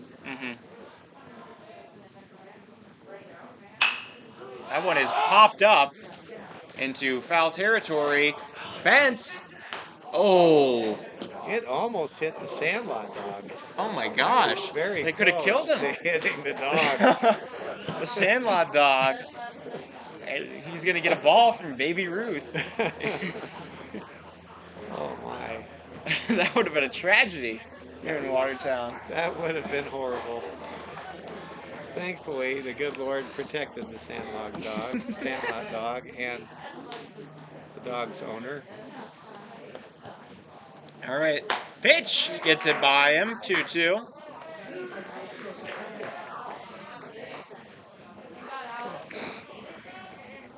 All right. Are you going to post a picture of the Sandlot dog? It's owner? going on the story. All right. They get that one, which I argue is a little even more outside than the other one. But that is going to be a strikeout, and that's how we end the fifth. Strikeout number 7.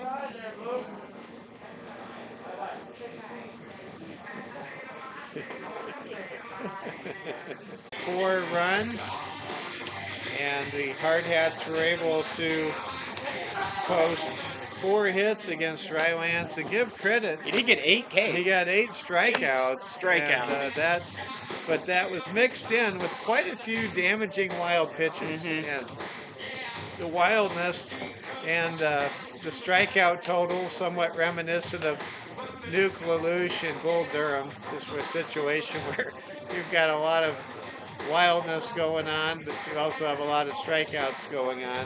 But at the end of the 5 innings of play, as we start the 6th inning, the Hardhats are 6 outs away with a 4-0 lead from getting the sweep today. And what a sweep it would be. And the Hardhats with an opportunity to put together a 5-game winning streak here on this Mother's Day doubleheader. And the Hardhats could be 9-6 heading back home tonight. And then, of course, Hardhats with a road trip. Your first trip with the team coming up tomorrow I'm excited. to I'll Gillette. hopefully get to meet a lot of them on the bus ride. Yeah, and New pitcher for Watertown. you know, number 5, you're Chase the same age Christensen. as these Yeah, guys. To the More or plate I less. know. for No, post your dad 22, just kind of number hung around the 23, Aaron coaches Roach. because I'm a little more in age with the coaching I staff. mean, that being said, I don't know these guys, but I'll hopefully get to. All right. That one! Pitch to Pollock is fair. It landed on the chalk. That's going to be or is that Aaron Roach? It's Aaron Roach with a leadoff double. Great job there by Aaron Roach. Aaron Roach now. For Aaron Roach now. I He would gets start. a leadoff double, and here down the left field line. And then with the hook that was on, the slice that was on that double by Aaron Roach, there was a lot of room for the ball to just go into that endless amount of space in where the football field is during the autumn months. So the Hardhats are in business to start the top half of inning number 6. And post 22, Hardhats baseball rolling here in Watertown in northeastern South Dakota on this Mother's Day. Here comes a why? stolen base attempt by Aaron Roach, and he is caught stealing by about 3 furlongs. He jumps up And yeah, he just pops right up. But Aaron Roach, he was going for a stolen base, and well, Carson Moochler wasn't going to have any of that as he throws out Aaron Roach at third. So that'll be a 2-5 put out in your scorebook for out number 1, and we now shift our full attention to this Phillip Benz at bat. It's currently a 3-1 count to Phillip. Here comes the pitch. The ball is swatted to short, handled cleanly. Throw to first is in time for out number 2. And so the Hardhats now with 2 men retired here in the top half of the 6th inning get ready to bring in Wyatt Reeder. If you're just joining us, Wyatt Reeder hit a 3-run home run Wyatt Reeder. to the short fence in right field here at Watertown Stadium, and that broke this game wide open. It was a 3-2 lead for the Hardhats, and then the 3-run homer ripped open the score to 6-2, a lead that the Hardhats would never relinquish as they went on to win 7-2 over Watertown post 17 this morning and earlier this afternoon. Chase Christensen now throws a strike, and now his next pitch is a ball to Wyatt Reeder. Wyatt Reeder's mother, who's here on Mother's Day, she went out with one of her friends, and they found 2 baseballs where Wyatt Reeder's home run should have landed. Reeder skies to left field. It's caught for out number 3 to retire the side. So Wyatt Reeder's mother, who was kind enough to bring us something to drink and gave us some extra Monster cookies, which were really good, by the way. It was just great. She came back with 2 balls, and as you said, Oliver, hey, one of those probably was Wyatt's home run. So You just choose which one you want to think is it. Yeah, exactly. The truth is yours now. Exactly. So Wyatt Reeder hit a 3-run homer earlier today to right field, and we don't have the official dimensions, but as we've said a couple of times on our broadcast, as we get ready to bring you the bottom of the 6th inning, the dimensions here are skewed dramatically, almost in a rectangular fashion, because this is a part football field. It is a football field and also a baseball field, and designed as such. I think it's really fun to have kooky parks. I'm a big fan of the ones with the character, the weird dimensions, all that, and this clicks all the boxes. And I really think this is a cool park to play at. Yeah, I love this ballpark. Maybe not every day, but you know. The kookiest thing of all was very early in our doubleheader today. There was a foul ball that hit the concrete base of the wall behind home plate, and it just went instantly back at full speed and hit the side of the mask of Phillip Benz. He was just fine, but it was crazy. I mean, I've never seen a pitch a foul ball hit the back of the screen and then instantly ricochet Up for right Watertown, back number 12, to Will home Inkster. I mean, he plate, came back at quite the like same that. speed. Yeah, it was amazing. So now we start here in the bottom of the 6th inning. Will Ingston comes up to bat, and Will fouls off the first pitch for a strike. So Lee Negebauer on for his 6th inning of work. It's possible that both starting aces for Kelvin Torvey and the Hardhats could go the distance in back-to-back games here on Mother's Day 2023. There's a pitch inside for a ball. We all love our mothers. There's very few Mother's Day songs, but if you get a chance to YouTube it, go to Sadie by the Spinners. It's a great Mother's Day song. There's a pitch. It's outside for a ball. And the song is not itself about Mother's Day. It's just about great moms in the memories of the Spinners. And congratulations to the Spinners. They were newly inducted into the Rock and Roll Hall of Fame in Cleveland, Ohio just 2 weeks ago. Ball is hit to first base. Standing there at the ready is Alex Dietrich, who takes 4 steps to his right and steps on the bag for out number 1. So that's a Number U3, 7, a first Trey base Hendrick. unassisted ground out by Will Ingston, and now here comes Trey Hemrick.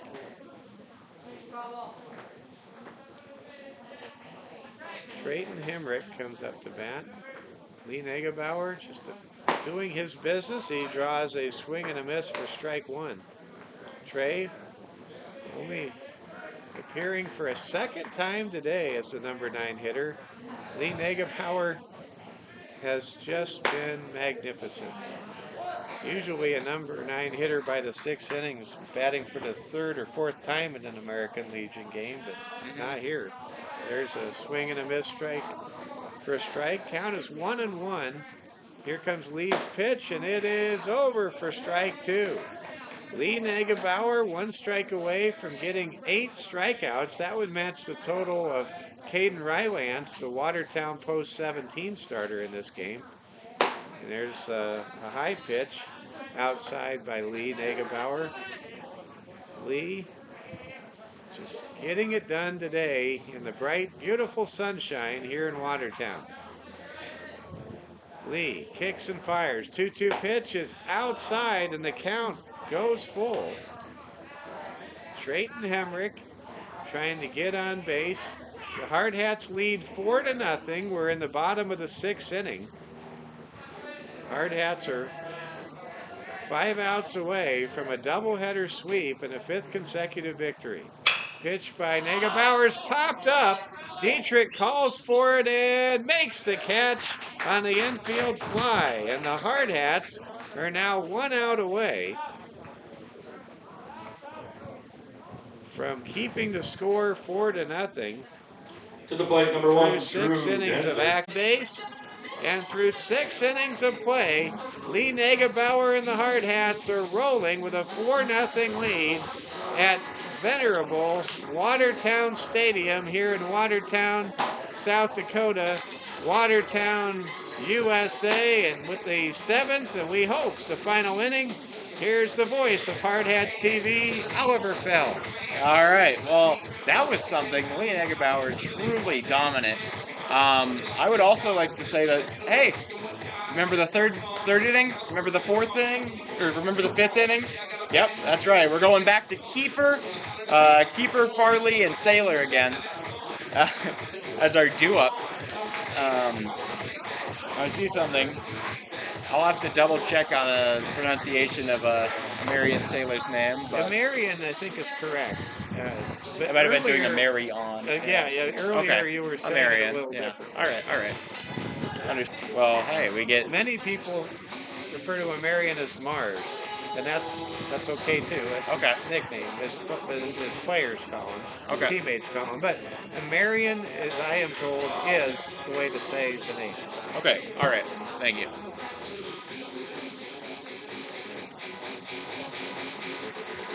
Well, anyways, we've got Keeper starting us out. He's struck out twice today. Both very long strikeouts, but strikeouts nonetheless. I'll share the story after this at bat's over. Okay, I'm getting relief that it is Amarion. Oh, okay. Perfect. We're going to All right. go with that. All right, thank you, Tracy. Thank you. Yeah. Well, walk. Top of the lineup, number 28, Zeke Farley. That's one way to start out the 7. I mean, they've still got I feel pretty good at that four-run lead with Negebauer on the mound, but always good to add more. Strike. 0-1 count.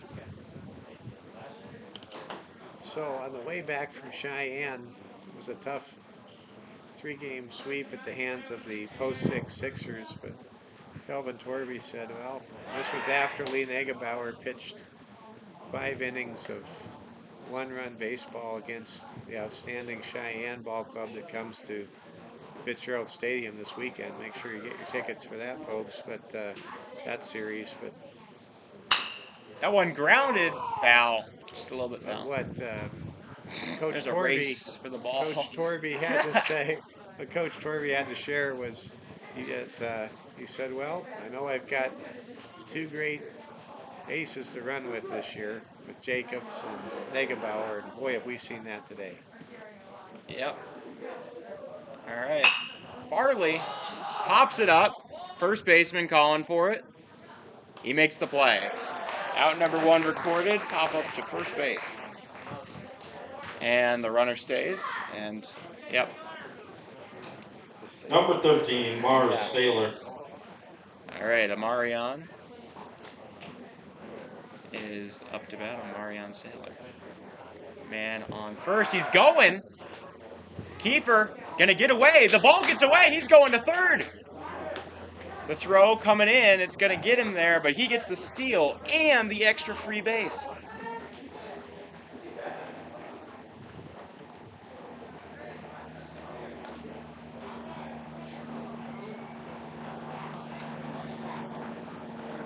All right, well, man on third, 1 out. I'd feel pretty good right now. Sailor still going. He already has an RBI. He already has an RBI double on the books. That one off the bag. Able to be controlled though by a catcher, Mushler.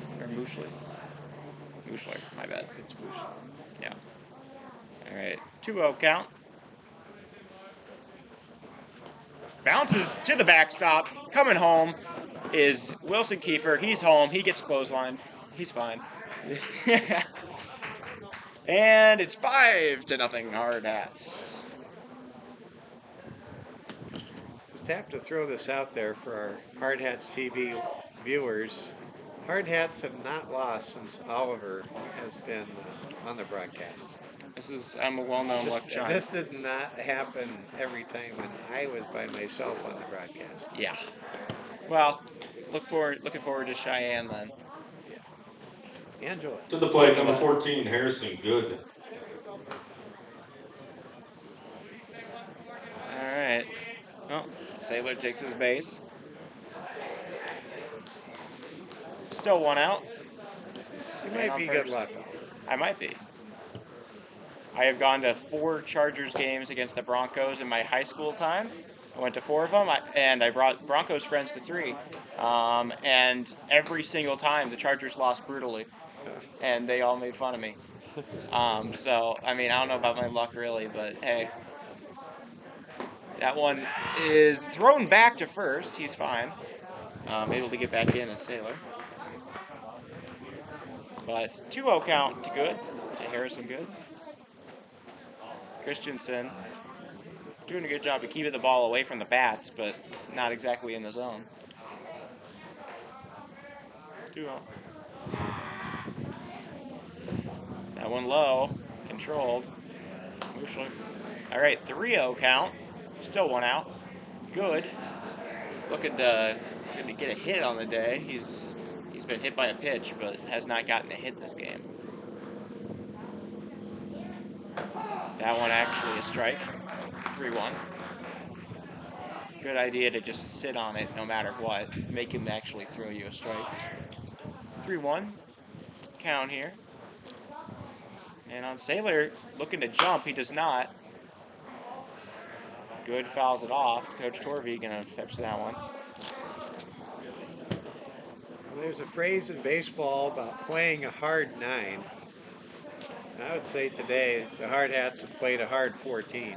I mean, they have really given everything. And I haven't seen one lapse today. And I just tip my hat to how these Hardhats compete. Oh, looks like they've got him in a rundown. Saylor gonna run away from the second baseman, but they do catch him. That's gonna be out number 2. The second time somebody's been picked off for the Hardhats. First one was Aaron Roach. Aaron Roach, yeah.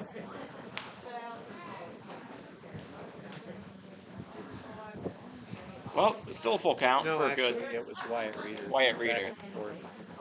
Well, still a full count for good. 2 outs, 3-2 count. Let's see. Payoff pitch from Christensen. Swung on and fouled off. That was, he waited on it. He had a pretty good thing going on there. Just a little bit too far outside, I think, for him to get much contact. Had to stretch for it. Good, waiting on another. The pitch swung on to hit to short. Fielded cleanly. And the play is made. That'll be the end of the 7th. And we are going to the bottom of the 7th to see if the Hardhats can close this thing out.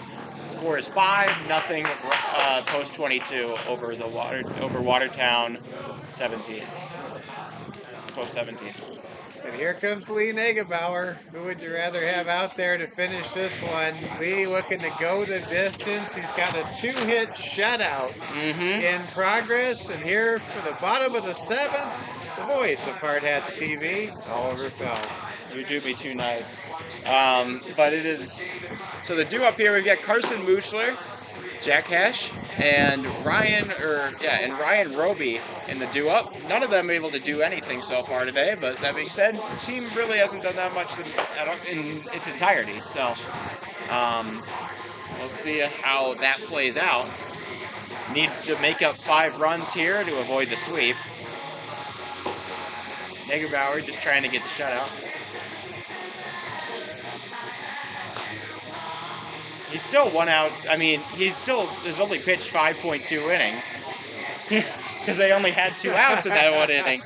And they got 2 outs in the 3rd, and they called it good. We're going to go with the umpire. It's been 6 innings. I don't know about that one. Anyways. If you don't believe me, look it up in the morning. That's what the umpire said. We have the video evidence. That's all I'm going to say. Okay. Anyways. Believe it or not, there was a Colorado Buffalo football team in 1990 that won a national championship thanks to a 5th down. That's very cool. You have to point that out. The guy had a heart attack. Okay, you got to stop the game. And I would be totally flustered as well. Carson nothing Muchler. 5th down game. There was no heart attack at all. I swear, one of the guys on the sideline had a heart attack. No, that's not what happened. Okay, all right, I'm thrown off. Cordell Stewart. He wasn't in that game. I don't know what I'm talking about. All right. That one hit to short. Kiefer makes the play. Throw to first is good. 2 more outs.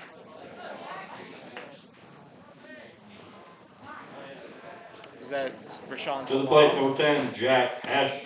He wasn't in that game either. was on that? Eric Bieniemy, Oh, the coach. the coach. They could never get a head coaching job. Mm-hmm. Apparently he's bad at interviewing. That's what all the people say. I mean, he's had all the qualifications to get a head coaching job. Yeah, I mean he's got everything. It's just he doesn't get a head coaching job, and it's been said he's not a great interviewer. All right, 1-1. Negebauer pitching to Jack Hesh. And a little low. 2-1. It's a nice sunny day now. Hit short. Keeper backhanded play. He makes the throw. Wow! Wilson Keeper. What a play! That was awesome. Way to go, Wilson Kiefer. Number And 6, that is Ryan how Roby. a hard hat infield stands behind its dominant ace in the 7th inning. That was awesome. You'll be seeing that on the account later. Dang. Wow. Well, hey, we only got one more out to go. Ryan Roby up to bat. See if he will be it. This sweep's gonna feel so good for these guys. I bet. Man, The ride's it's gonna be feel a happy bus trip home. And it Well wasn't a bad deserved. opponent at all. I mean, it's just been a ton of competitive good wins. They played a flawless game defensively. You can see the Hard Hats are just getting better. You know, playing more baseball. They're so well coached by Kelvin Torvey, Coach Clapp, Nick Ewing, and these guys. They're just getting it done. They're getting better. They're getting confidence. 1-0. All right.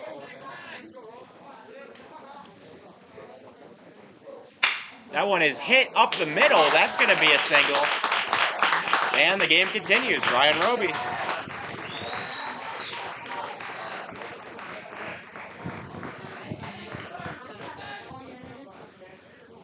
Spencer Winches is coming up. Number 21, Spencer Wenches. Wenches. You were going with Wenches or Wetinages. Wetinages. No, I was Winches. That's what I went with. Winches. I swear there was a T before the N. I thought it was weird. Anyways. There we go. Strike. Oh! End of the third ended with an offensive interference call. Oh, thank you. Oh, thank you, head coach on YouTube. Appreciate it. That was good. Did you guys Coach Torvey on his phone back there? No. Well, it says head coach. I mean, Yeah, but I think he's focused on it. yeah, I would assume so. That being said, he did call us about a pitching change. Yeah.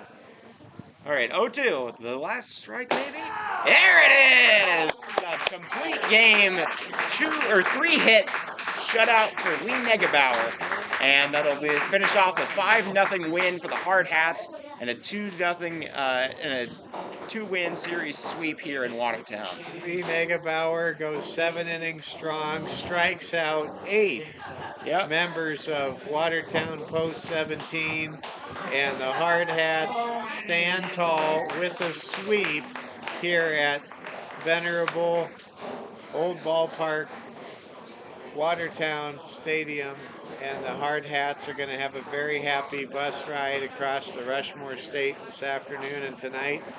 And this was supposed to be a 4-game series. It was just instead, because of Mother Nature, cut down to a 2-game doubleheader today. But what a happy bunch of moms for the Post 22 Hard Hats, as their sons will be coming home pretty happy and probably just ready to really celebrate a great sweep. And this 5-game winning streak, you talk about flipping the script on the season. The Hard Hats were 4-6. Now they're 9-6, and Post 22 is ready to hit the road tomorrow night with a trip to Gillette, and then it'll be a huge showdown against Cheyenne Post 6 in a rematch series where the Hard Hats will look to really show how much they have improved in the last couple weeks and look to end a long skid at the hands of Cheyenne Post 6. It's going to be awesome this weekend. Make sure you are at the ballpark for all 3 of those games, and if you somehow can't make it, Oliver and I will have the games for you from Fitzgerald Stadium. Oliver, I'll give it to you for the final rundown, final totals. Okay. Well, I mean, I don't think I need both mics. I think it'll echo. It's just, I mean, yeah, you're an interviewer at heart. I get it. But so I'd say the total here for Watertown, they only got 3 hits. They left all 3 of them on the bases, and they were able to, and they got no runs, but put up a pretty good game defensively with 0 errors as well. Then, 0 errors. Then for Post 22, we were looking at how many is that?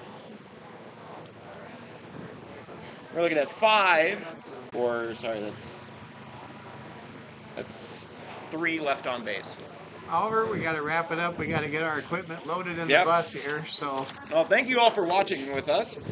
We will see you tomorrow with Gillette, a standalone game there. So check back in. Thank you all for spending your time with us Mother's Day.